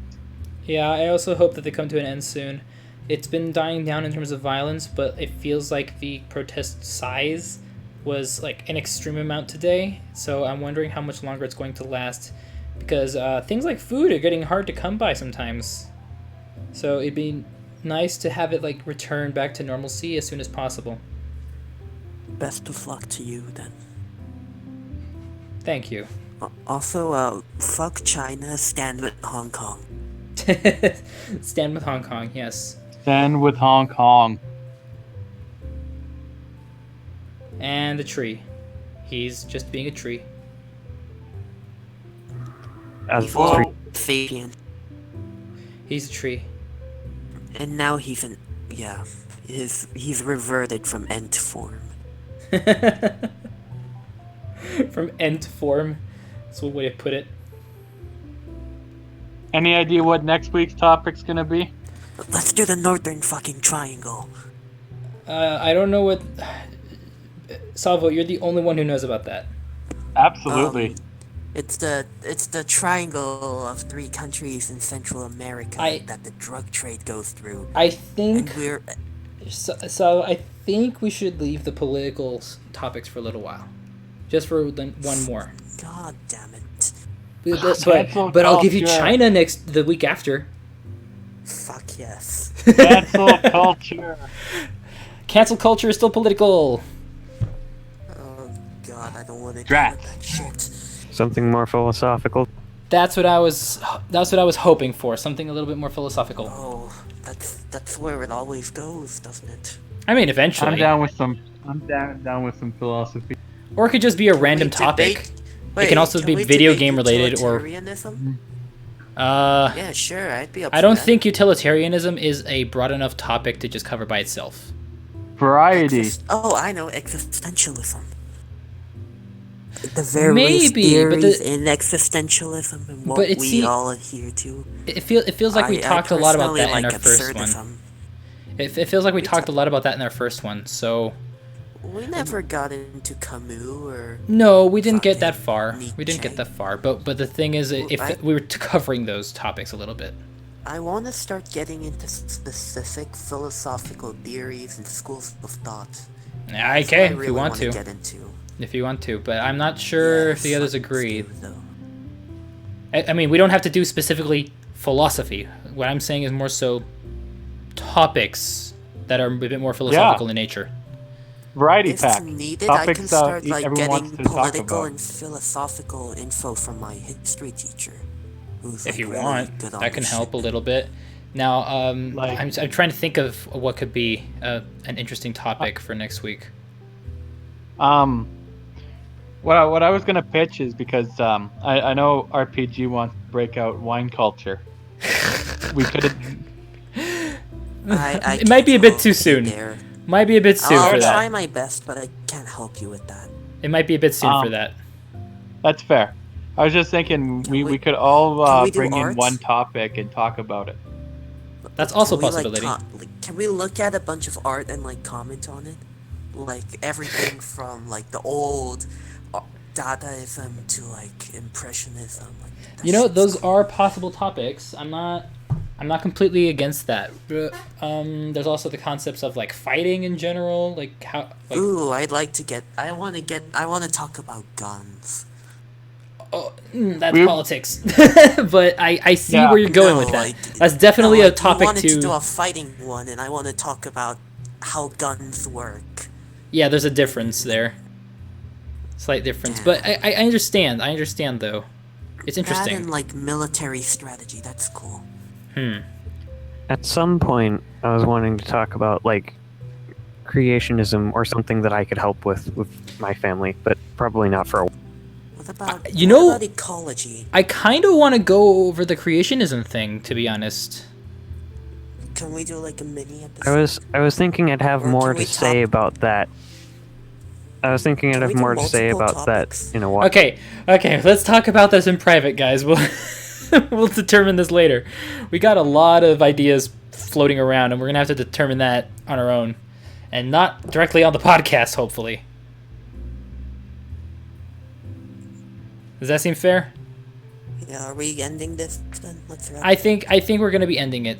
So Absolutely. So each one of Be you, sure to tune in next week. yep, each We one of better you be sign ending off. it. I'm almost. Right. See ya, guys. Still, fuck China, and so long, and thanks for all the. And support Hong Kong. Stand with Hong Kong. Stand with Hong Kong. Everyone else is saying it. Stand with Hong Kong. Okay, bye guys. See you next week. Stay cool. Stay Ciao. cool, and keep synthesizing.